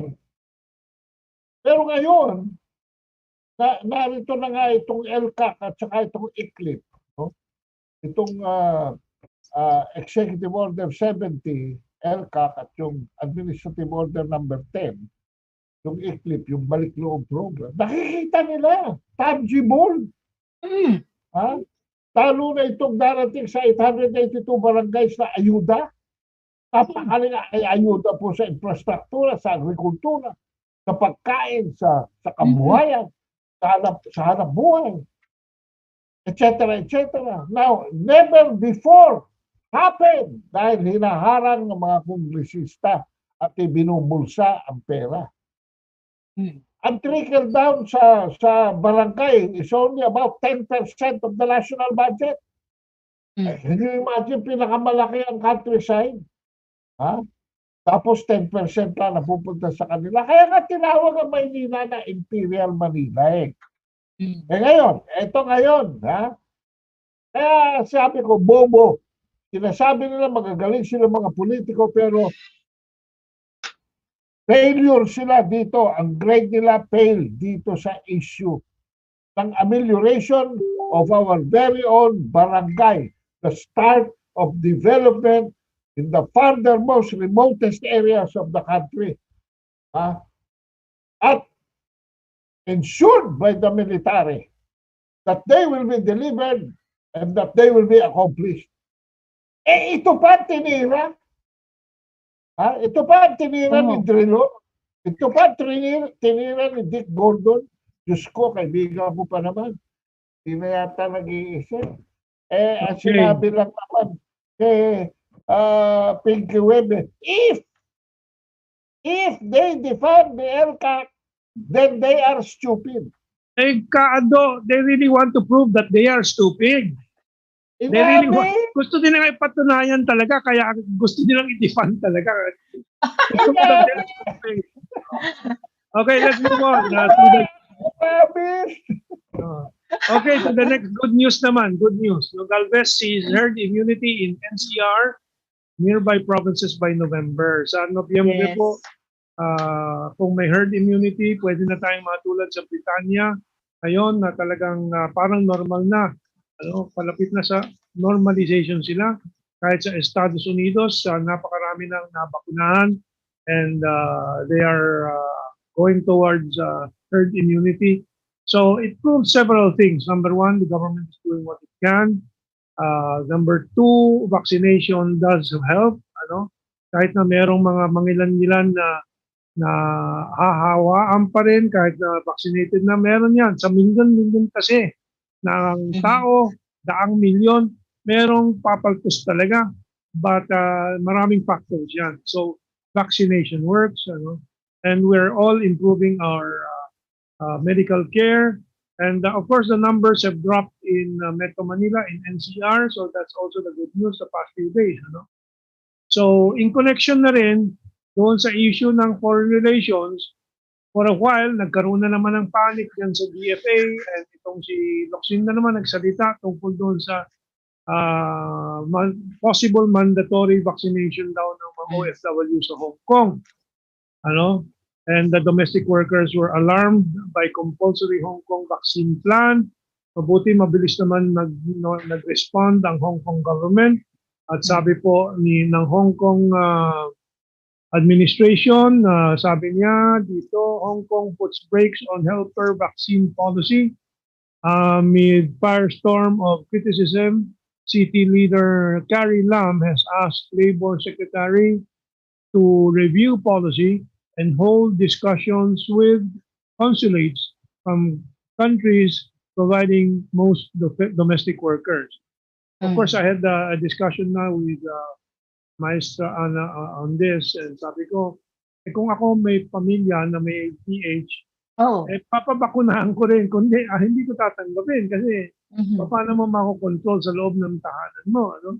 But of course, importante dito is mabilis naman mag-respond ang mga gobyernong kausap natin kung kakausapin at hindi babastos tulad ni Loxie. Ana, you can continue with what you were telling me before on this matter. Ang ano ko lang kasi dyan, ang point ko lang, tama yung sinasabi na kapag nag-uusap, nagkakaroon ng resolution. Kasi tignan nyo, itong point na to, nag-voice out tayo ng mabuting concern, no? So, nag-action naman agad ang Hong Kong government, no? So, kasi nga, nag-uusap, pinapaalam mo yung concern mo at hindi ka nagme-megaphone diplomacy na kung ano naman sinasabi. But on another point po, ang Hong Kong is part of China, and China has its own rules, no, and also regulations, even on any issues at all. And I think they're entitled to it because they're a sovereign state. It's the same with the Philippines. Meron tayong rules and regulation. Other country has to respect that and should not interfere. I think on this note, kung ano man ang mga regulations ng China in consultation with us, kasi right now there is a consultation going on this vaccination or vaccination, I think at the end of the day, we have to respect that. Para wala rin tayong problema sa kanila, no? And I think also ang ating mga OFW, hindi rin magkakaroon ng problema. Kasi after the consultation, of course China or the Hong Kong government will have its own decision. And of course, at the end of the day, kung ang decision nila would always be for the protection of its own people. Kasi yung sinasabi nga namin, like for example, domestic worker ka sa Hong Kong, nakatira ka sa bahay ng iyong amo, syempre yung mga amo mo, naka-vaccine na yan, of course they would want you to be vaccinated. Ano lang yan, very simple na example, pero ganoon talaga. Kasi po-protection ng talaga nila ang tao nila. Yun lagi. Tayo din naman, pinoprotection natin ang ating mga Pilipino, mga, di ba? Kaya nga hindi tayo nagpapapasok ng mga, foreigners right now, di ba? Hindi tayo, kahit ngayong ating mga Filipino nationals from India, we're not even allowing them. Precisely because we're protecting our population. It's the same logic, no? It's just a matter of talking it out and negotiations. And which is, I appreciate that this time around, sa issue na to, walang megaphone diplomacy masyado. Pero I want to point out before I go to Kado, ang pagka-pilyo, kung hindi pilyo, malisya ng ABS-CBN. Tingnan, balikan natin yung yung image ng domestic workers alarmed by compulsory Hong Kong vaccine plan. Basahin po ninyo doon sa ilalim. Health officials said they were planning to roll out mandatory inoculation for 370,000 domestic helpers in the city, mostly poorly paid women from the Philippines and Indonesia. Kailangan pa ba idagdag yung mostly poorly paid women from Philippines and Indonesia? Ano mong ibig mo sabihin? May trabaho sila sa Pilipinas, kaya pumunta sila doon for a lowly, poorly paid job? Anong karapatan na idagdag ng ABS-CBN yan sa report na yan? Diba? It's actually degrading for OFWs in Hong Kong and on other countries. No, hindi naman poorly paid sila. They will not go to Hong Kong if they have money here and they have At saka hindi rin sila magtitiis sa Hong Kong kung hindi rin naman for them okay na yung sweldo nila. Ganun lang yun. Very logic yun eh. Degrading naman yan. Dinidegrade nila ang ating mga OFW. Sila ang ating heroes din, no? Kaya sabi ko dito sa comment, alang utang na loob na Alliance France Press, hindi yan AFP yan. Kundi Alliance France Press, ABS-CBN, mag-OFW ba kung may trabaho sa Pinas? That's my comment there. Kado, before we go on to the issues about Sinovac, dito sa Hong Kong issue. Pass mo na. Wala kang audio. Hindi, naka-close yung audio. Walang audio. Hindi ko maintindihan kung paano nag-i-issue yan eh. Kung ako yung Secretary of Foreign Affairs, imbis na salungatin ko yan, sasakyan ko yan. Hihingin ko sa Hong Kong na okay, dapat yan. Pero pwede po ba libre? Pwede po ba? Di ba? Wala naman. There is no escaping vaccination. Especially if you are a visitor in a foreign country. Hindi alam na karamihan na kaya lang naman nagkaganito. Yung mga yellow fever, yung mga diphtheria, yung mga gano'n, may yellow passport talaga. When you go to a country, there are some countries that require you for immunization passports. At hindi ka papapasukin dyan. Hindi ka magtatrabaho, ha? Dadaan ka lang o bibisita ka. Ito si Luxin, wala kasi experience ito eh. Nakakadiri. Wala experience ito kung hindi kinundi na ang Smartmatic noong 2010 elections nung siyang oversight chairman. Natatandaan mo ka, Mentong? That's right. Wala namang alam to sa sa diplomacy, sa consular affairs. Sa mga pulot na basura yung Luxin na yan. Basurahan ng mga Anglo-Dutch oligarchy. Okay. Ahead yung mga Britanya yan eh. Well, we'll wait for President Duterte to pass judgment and maybe fire out this guy.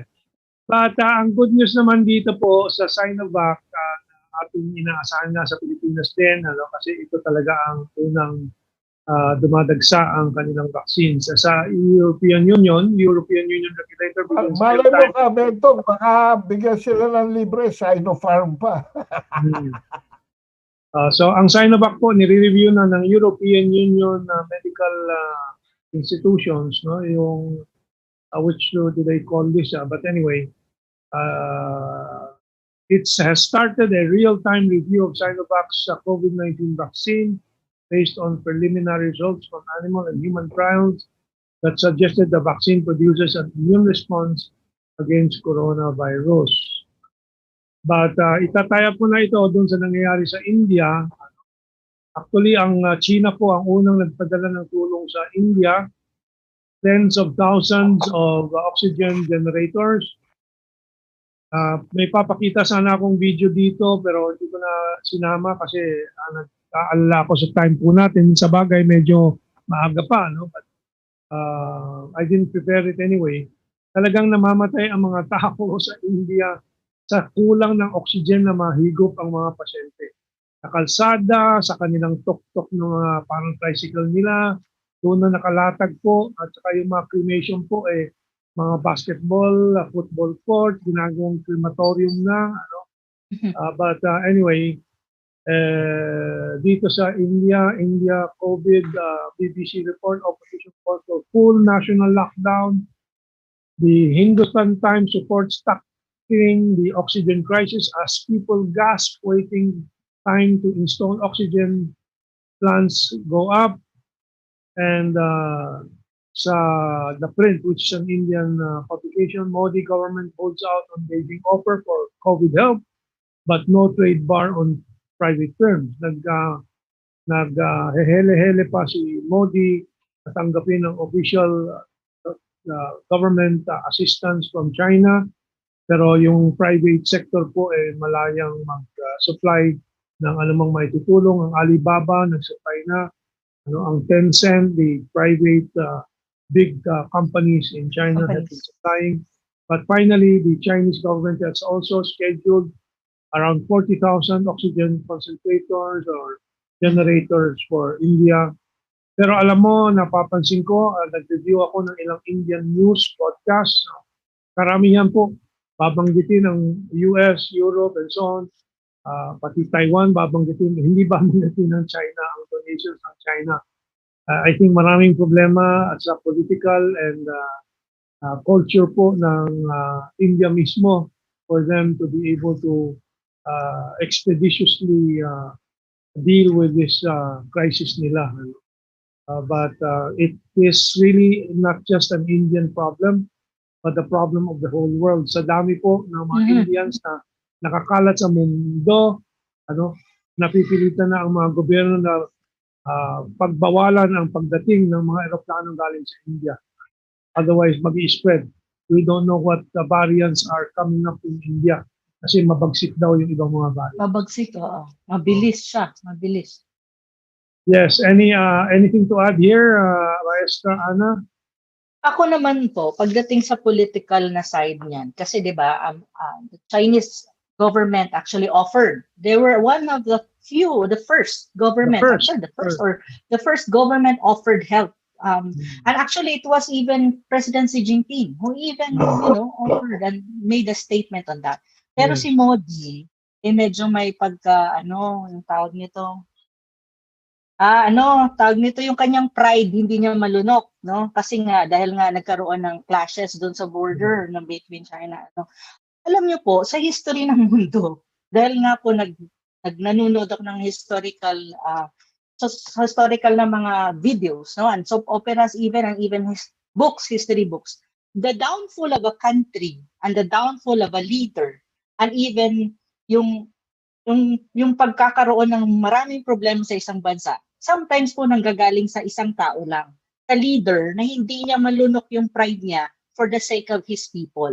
And that's what I see in Modi. No? For the sake of your people, kahit ano pang pride yan, kasi mga tao na yan ang naghihirap, namamatayan all. As a leader, sometimes you have to have that humility na lunukin yan for the sake of your own people. Yun ang nakikita ko kay Modi. Wala siyang hindi ko makita pa, aywan ko, maybe in the following days, yung sense of humility ng isang leader to accept na even you have differences with one country or one leader from another country, sometimes you just have to, diba? To accept help. Not necessarily for you, but for your people. Kasi kaya ka naging leader, it's not because of yourself, but for your people. And one thing that I appreciate about Duterte, that's why kahit na may mga lapses ang kanyang administration, hindi ko sinasabing perfect, it's one thing. He knows when to acknowledge the fact na sometimes he needs to be humble. No?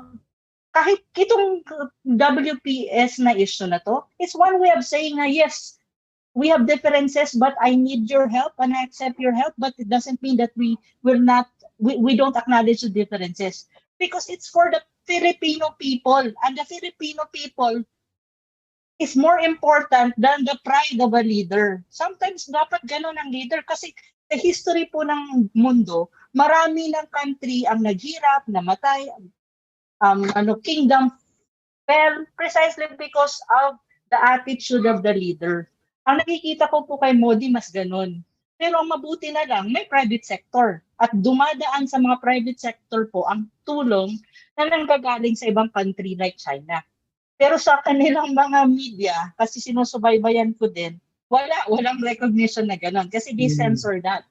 Pero may mga alternative media po na alternative, ibig sabihin, kontra sa gobyerno na naglalabas nun.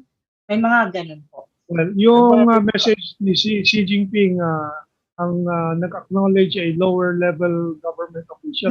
Government official, yeah. So I think that was a very inappropriate. Ado? Bakit ba napahamak ang India? Hindi ba dahil dinili ang mga ingredients at saka naibet ng Estados Unidos ang mga ingredients ng vaccine? Kasi ang India po gumagawa ng sarili ng vaccine, although yung mga ingredients nang gagaling sa ibang countries. si Modi nagiging masyadong moody. Ha? Sabi, anyway, ako ho, hindi ko na masyadong pakakalawakan pa, mga kabansa. Ipagdasal natin ang India, pagdasal natin, no? Ang napakalaking populasyon nito. My goodness! Oo, grabe. COVID ito, Diyos Mariusip. Bako, ang 1.3. laki-laki dilubyo nito. Ha? 1.3 billion. Pagdasal po natin, let us, the prayers of deliverance, ang kailangan dito. Talagang matinding dasal para sa mga Indian people. Ang official Because they too, citizens of the world just as we are. At Yes. sa atin tumama ito, paano naman? Ang official registered deaths na is over 200,000, pero ang suspecha po, and hindi lang suspecha, sinasabi ng mga Indian experts and everybody in India that I've watched reviewing all these news reports are saying that the estimates of the death and the cases are 6 to 10 times understated, 6 to 10 times. So kung 200,000 yan, it's most likely 1.2 million ang namatay dyan sa COVID-19 sa India, up to 2 million na ang namatay dyan. So, biglang sila naging epicenter. Oo, epicenter talaga sila ngayon. Kasi po, kung titignan nyo po, kasi ako, I've been to India many times, no? Not only in Delhi, but different parts of states ng India. Kasi may mga projects ako doon na pumupunta ako. Ang sitwasyon ng India, kung mayroon tayo ditong tinatawag mong urban poor na dikit-dikit, doon po, lalo na even Delhi, no? New Delhi. Grabe, dikit-dikit talaga. Tapos sa dami ng tao, paglabas mo ng bahay mo, ng hotel mo, ang tao, sobrang dikit-dikit na, hindi ka nga makadaan. Tapos masyado silang religious na everyday may mga parade yan na religious something tradition. So ganun ho, sa dami-dami po talaga ng tao, sa isang sulok lang, sobrang dami. So kapag ang isa po nagkaroon ng virus, expect na lahat yan magkakaroon kasi ang sanitary nila, ang sanitation ho, at saka yung practice din nila ng pagiging, ang tawag dyan, yung malinis, na medyo, sanitation. Sanitation, at saka yung pagiging, Hygiene. Yung hygiene nila, hindi rin ganun ka, I would not be very discriminatory, pero yung standard ng hygiene, ang minimum standard, hindi ganun ho, ha? So, ako kasi, I stayed in India every now and then, and I stayed there not only one day. 1 month, 2 months, nandun ako. So, sabi ko, Diyos ko, Lord, kahit yung tubig, hindi ka pwedeng uminom kahit saan. Kasi nagkaroon ako ng experience lang. Uminom lang ako ng tubig. Bottled water yun, ha? Kinagabihan po, nagkasakit ako at nagdadiarrhea ako. Ganun ho, kahirap dun, ha? I mean, yung hygienic na practice. So, yung sinasabi niya na yung reported as against to the actual, malaking possibility po na ganun. Ganun po doon. Kaya dapat ipagdasal talaga sila, pati na yung mundo. Yeah. Kasi mobile din ang Indian people. Very mobile sila. Well, anyway, let's hope for the best. And tumutulong naman ang buong mundo na. But actually, China was the first and China is the closest to India that is capable of helping.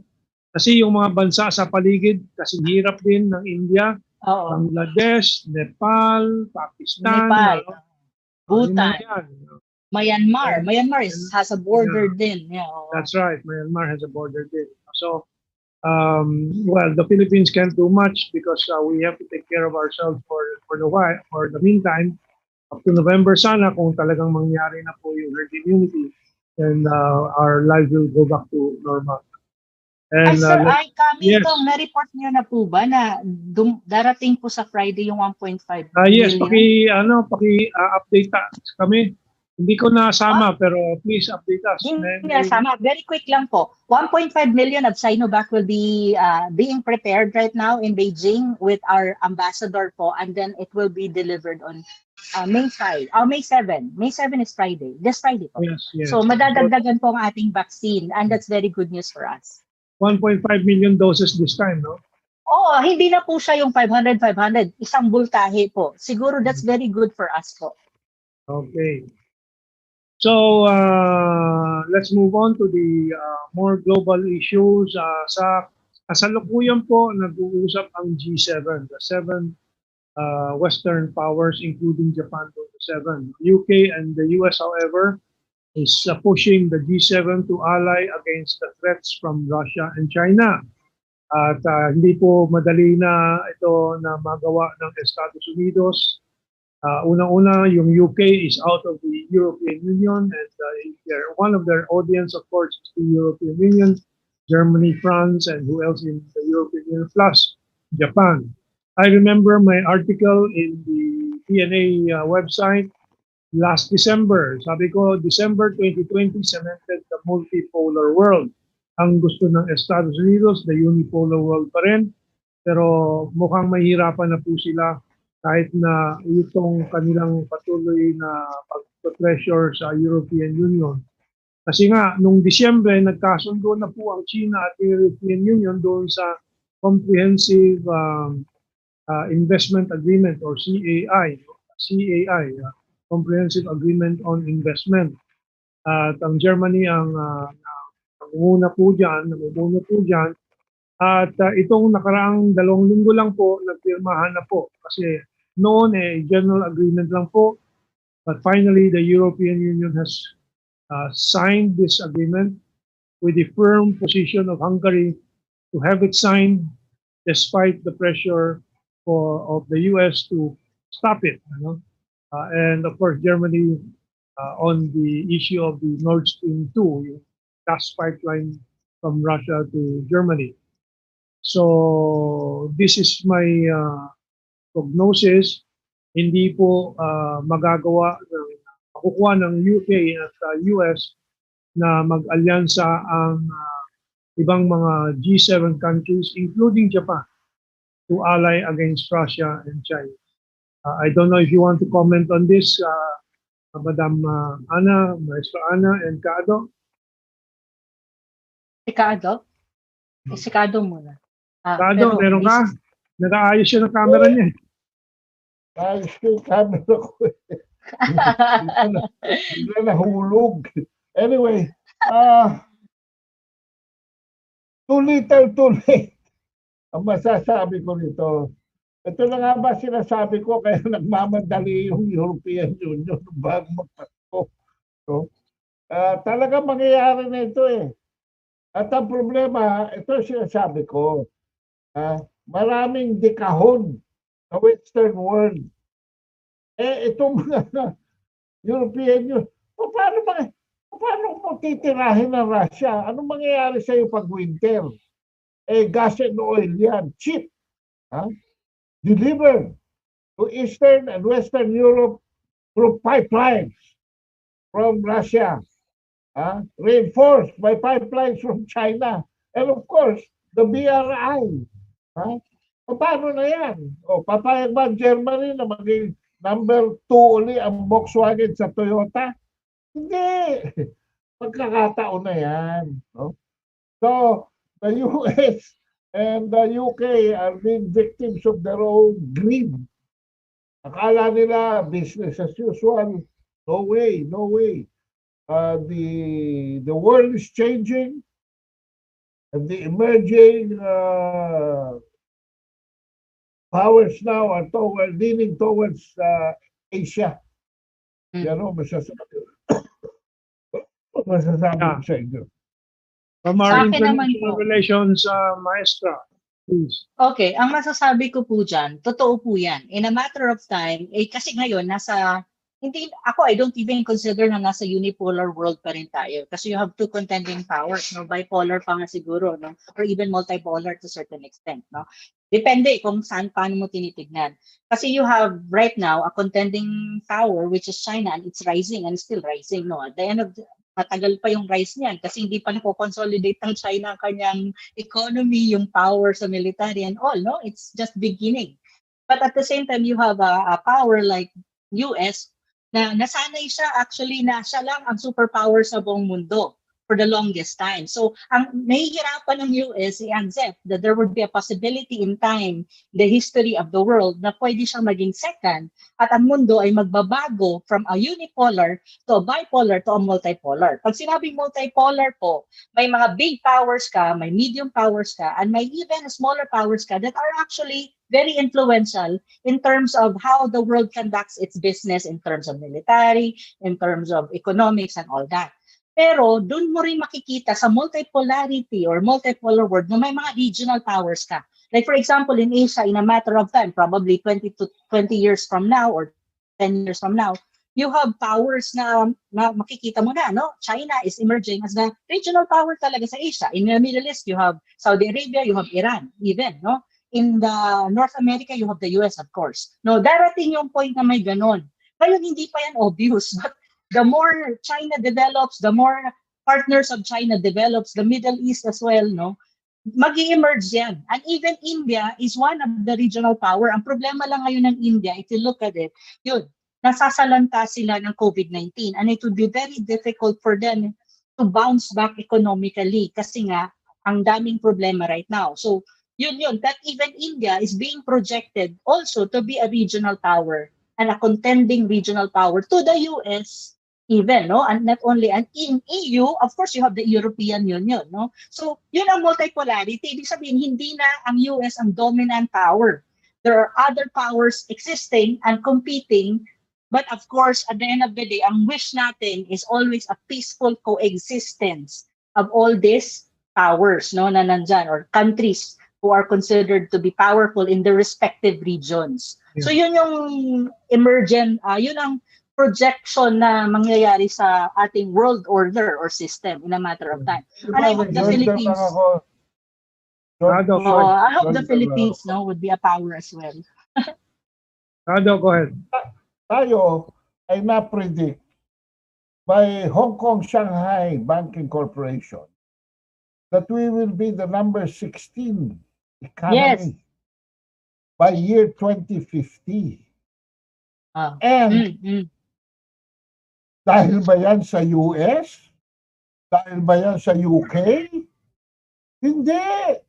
Dahil yan sa mga emerging world changes central to China.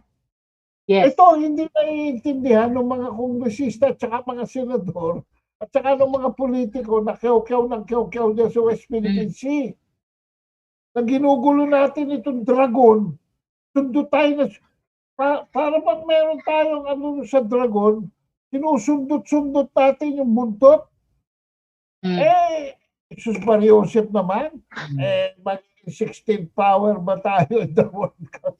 Kung hindi dahil sa dragon na yan, tayo, dapat gano'n ang attitude. Okay. Pragmatic dapat. Why are we creating a problem? Andyan ang solusyon.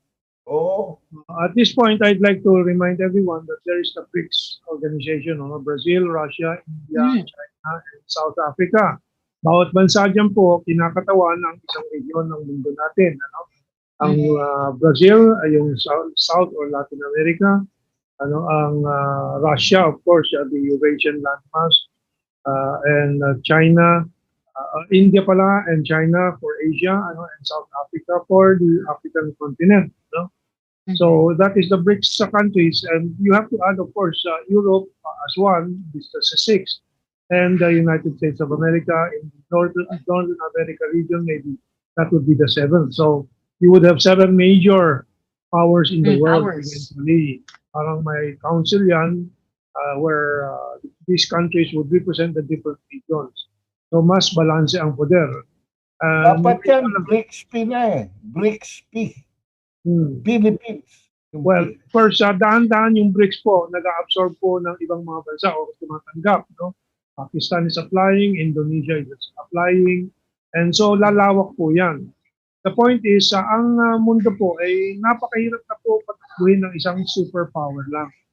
Kasi napakalaking mundo na, napakalaking populasyon, napakalaking mga problema tulad ng COVID-19, na dapat ito ay mas decentralized ng powers. So medium and small powers can participate in the regional power structures, and then from there, sa global power structure. Ano? So, ating pinag-usapan yan with... Wala akong narinig na ginagawa ni Luxina. We should be associating ourselves because of the shift of the world economy to consumerism. Ano ba ginagawa natin in tandem with Brazil, in tandem with Indonesia, in tandem with India, and in tandem with yung mga malalaking population? Is there anything that, Kasi hindi, wala akong naririnig sa foreign affairs kundi West Philippine Sea, West Philippine Sea, West Philippine Sea. That's right.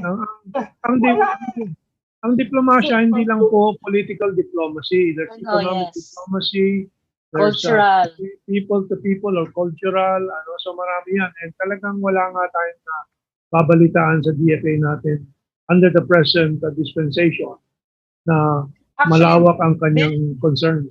Okay, Maestra Ana. Mentong, actually, importante po yung point na nire-raise ni Kaad. Kasi if you look at the countries na sa BRICS, no, yung BRICS, these are countries na malalaki ang population. And when you talk about population, given the consumerism na nga ang shifting ng ating mode of economy and even trade, no? This is good markets for us when you talk about our goods and exports, no? And actually even people, no? So yun yung kailangan din nating tignan na hindi puro politika po ang pinag-uusapan. Kailangan natin tignan yung diplomacy in the aspect of economy, trade. Kasi ito po yung importante at ito po ang magpapayaman sa Pilipinas at hindi ho masyado yung politika na baka mauwi lang tayo sa gera. So yun po dapat, like BRICS, Brazil is one of the populous. Indonesia is one, no? And then you have China, you have India. Ito mga opportunities that we have to tie and at least yung products natin, yung ating talento, ma-export. And then it will generate us more, pera papasok, di ba? So yun eh. Yun yung kailangan sigurong tutukan din ng gobyerno. I know that they're working on it already, but I think they have to intensify that. Well, pagdating ng herd immunity sa Nobyembre, kung dumating on time, mabubukas na ang ekonomiya natin, yung turismo galing sa China ay babalik po, South Korea and other countries. Maraming mabubuhayan na naman ang hanap buhay. Yes. At yun ang hangarin po natin, maibalik po sa normal ang ekonomiya ng bansa. And after ma-normalize, lampasan niyang normality into more progressive economic heights. So, yan po. Mentong, may elemento po na dapat natin hindi kalimutan sa ating bansa. You have to focus on the mothership. Okay? Yung mothership po is the Philippines. We have to make ayusin natin ang ating bahay, ang ating mothership, which is the country. Ano ba mga problema natin dito? Ano yung immediate problem that needs to be resolved? Insurgency, COVID-19, the economy, and everything. Kasi kahit ano pong gawin natin, may issue man yung WPS na yan or other issues at all na external, kapag ang mothership mo ay nagkakagulo at hindi nasa ayos, wala rin yan. No? Hindi mo rin maa-assert kung ano mang dapat mong i-assert internationally. So yun pa rin po ang aking advocacy. Fix the mothership, make it sure that the house is in order, and development, lahat na kailangan ayusin sa loob ng mothership na Pilipinas ay maayos. And dalawa ngayon, COVID-19 and insurgency, poverty, dami nating problema. Pati nga gobyerno natin, yung forma ng gobyerno natin, problema eh. Kasi ako, I'm for constitutional change, reform, in the form and government. Yung format ng government natin, kailangan mabago din. Well, maraming comments po dito sa very, very long thread ng mga comments sa YouTube, Facebook, hindi lang natin mabalikan lahat, but there was a comment here about RedGov also, and maybe if we have time a little later, we'll go back to this. But my next item sa pag-uusapan po natin, it's just to remind people, kasi dito sa ating media, mga Rappler, Inquirer, ABS-CBN, CNN, pinapalabas na parang nai-intimidate ang China sa mga So, freedom of navigation ng US aircraft carriers and so on. It's just a reminder that ang tahimik na matatag at hindi po maingay pero handa na tapatan kung anumang hamon ng Estados Unidos o ng kanluran ay ang China. And so this next item is just to remind everyone. Kasi merong mga talagang nagkakampanya na parang palabasin na mahina ang China. Well, this next item shows that China is quiet but it is prepared. China's second aircraft carrier group holds first drill in 2021 in the South China Sea, training for combat preparedness. So ito po ay second aircraft carrier group. Marami pong barko po ito, hindi aircraft carrier lang. When you talk about the group, you talk about destroyers, and so many other complementary vessels and equipment. So ito'y paalala lang po. I'll just move on to the next one and pagsama-sama natin itong mga to. In Ninichia Asia, which is the Japanese publication, they report dito that in 165 countries, China's Beidou eclipses American Global Positioning System, yung GPS, yung ginagamit natin sa Waze, sa mga mapping and so on. Mga delivery services po natin, na mag-lalamove ka or Mr. Speedy, GPS ang ginagamit or Beidou or some other geographic satellite mapping service. So actually, ang dominante na sa buong mundo ay ang Beidou ng China. Dahil po, tied up yan doon sa halimbawa cellphone. Mas marami ng cellphone ng China nakakalat sa buong mundo kasi mas mura at very good quality. And so sa maraming parte ng mundo, sa Africa halimbawa, ay dominated by Chinese cell phones. And that's tied up to the geospatial mapping system. Lahat yan. Diba sa cellphone merong location, on nyo and so on. So yan po ay lahat tied up. So sabi dito, data from US satellite receiver company Trimble shows that capital cities for 165 of 195 major countries, or 80% of those capitals, are observed more frequently by Beidou satellites than by GPS. As many as 30 Beidou satellites transmit continuous signal to Addis Ababa, twice as many as in the US system. Much of this is due to connections with inexpensive smartphones from China. And let me take a look at the next one. Kasi merong kumakalat na kapapadala ko kasi ng China ng kanilang first module for their Chinese space station.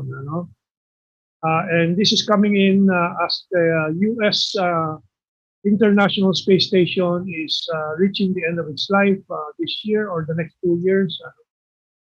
But mayroong, again, negative Western reports about the one of the stages of the rockets falling back to Earth uncontrolled.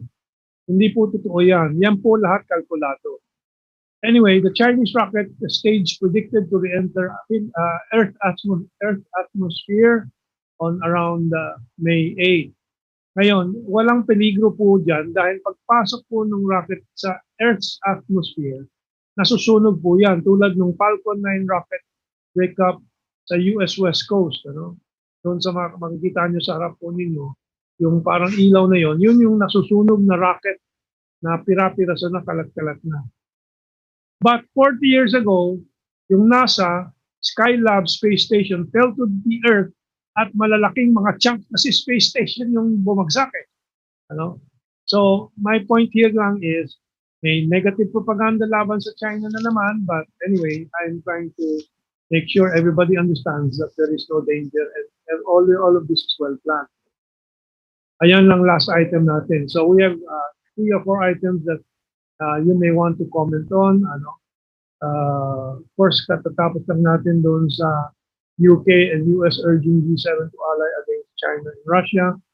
Now we have the second aircraft carrier group holding deals of China in the South China Sea, and the Beidou satellite system, and the Chinese space station. So this all leads to the point that China's progress is so far ahead already of what people really expected it at this stage in its history.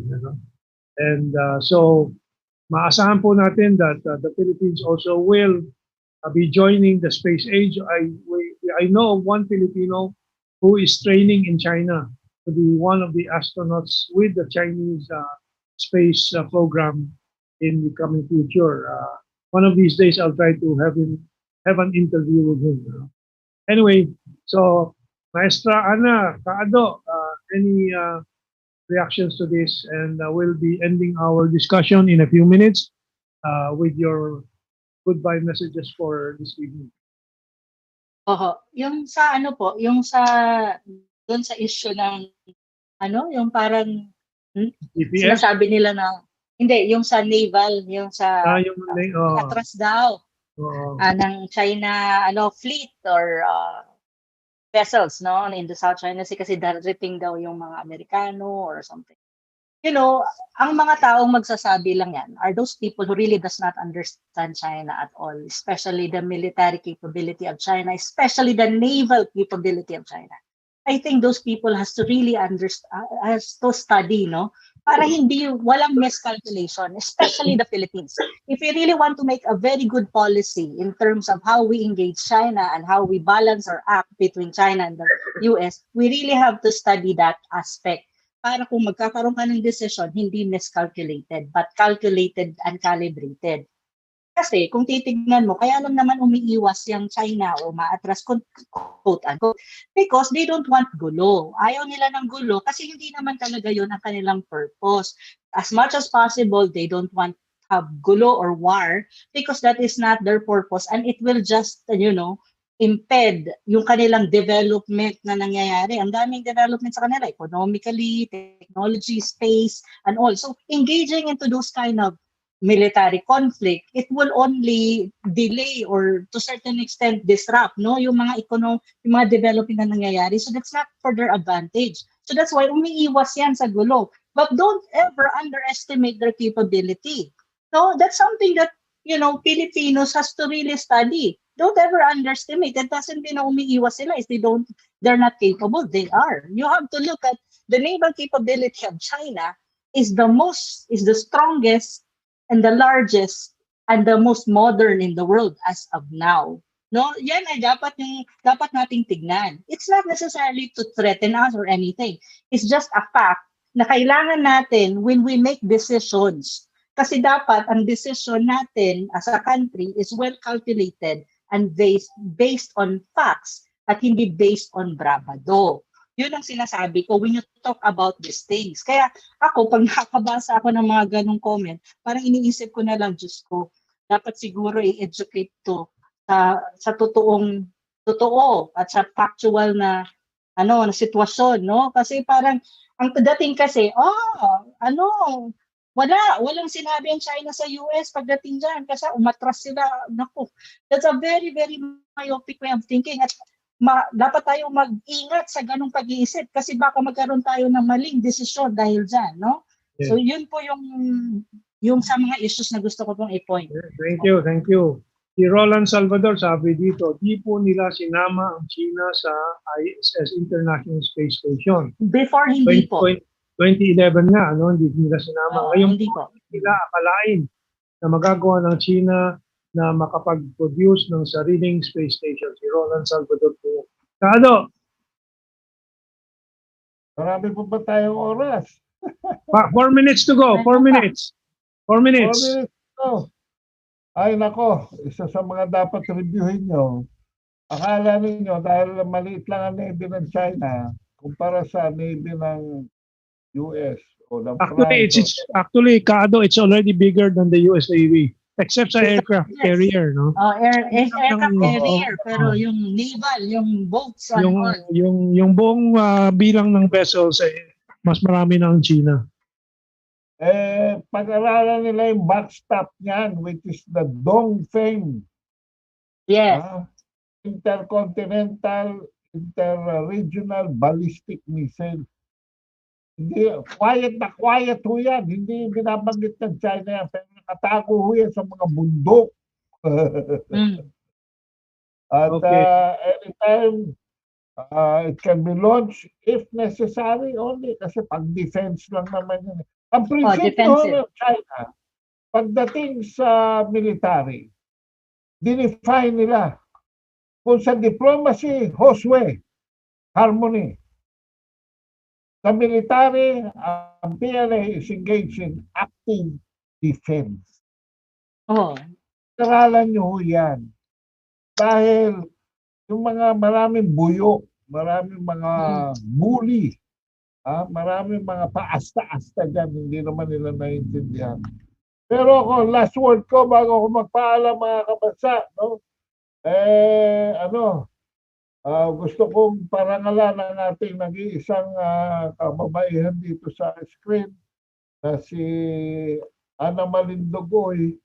Sinuot ko nga itong t-shirt eh. Ito, yung t-shirt ko. Ana mo. Dahil, bakit? Dahil Happy Mother's Day! Kailan Thank ba? you po. Happy Mother's Day. Thank you po. Mga kabasa, yung mga nanonood at nakikinig sa aming mga ina, ako, kung wala kayo, paano na kami? While Anna was mentioning mothership kanina, bigla ko naisip ko. Because kung wala yung mga motherships, wala yung mga iba-iba pang mga pagkakaabalahan ng programa na ang maestro Timopati, GTNR, nandito tayo ngayon pala. So, maraming salamat kami ito. That will be my exit. Okay, yung pangalawang pangalan pala dito sa ating listahan si Pepe Malonzo. Okay. Well, it's now 8:14 and going on the last few seconds. Maestra Ana, yung paalam at si Kaado nagpaalam na si Maestra Ana. Okay po, maraming salamat mga kabansa. And sana po patuloy niyo po kami subaybayan. Mag-ingat po tayo sa COVID-19. God bless po and have a very good evening po. And meron po tayong broadcast sa Linggo, Mother's Day. So we will have a celebration on Sunday also. Mabuhay po kayong lahat and we'll see you again every Wednesday and of course in our other broadcasts. Ingat po tayong lahat and stay safe and keep up with all the developments that our world is bringing to you. Thank you very much.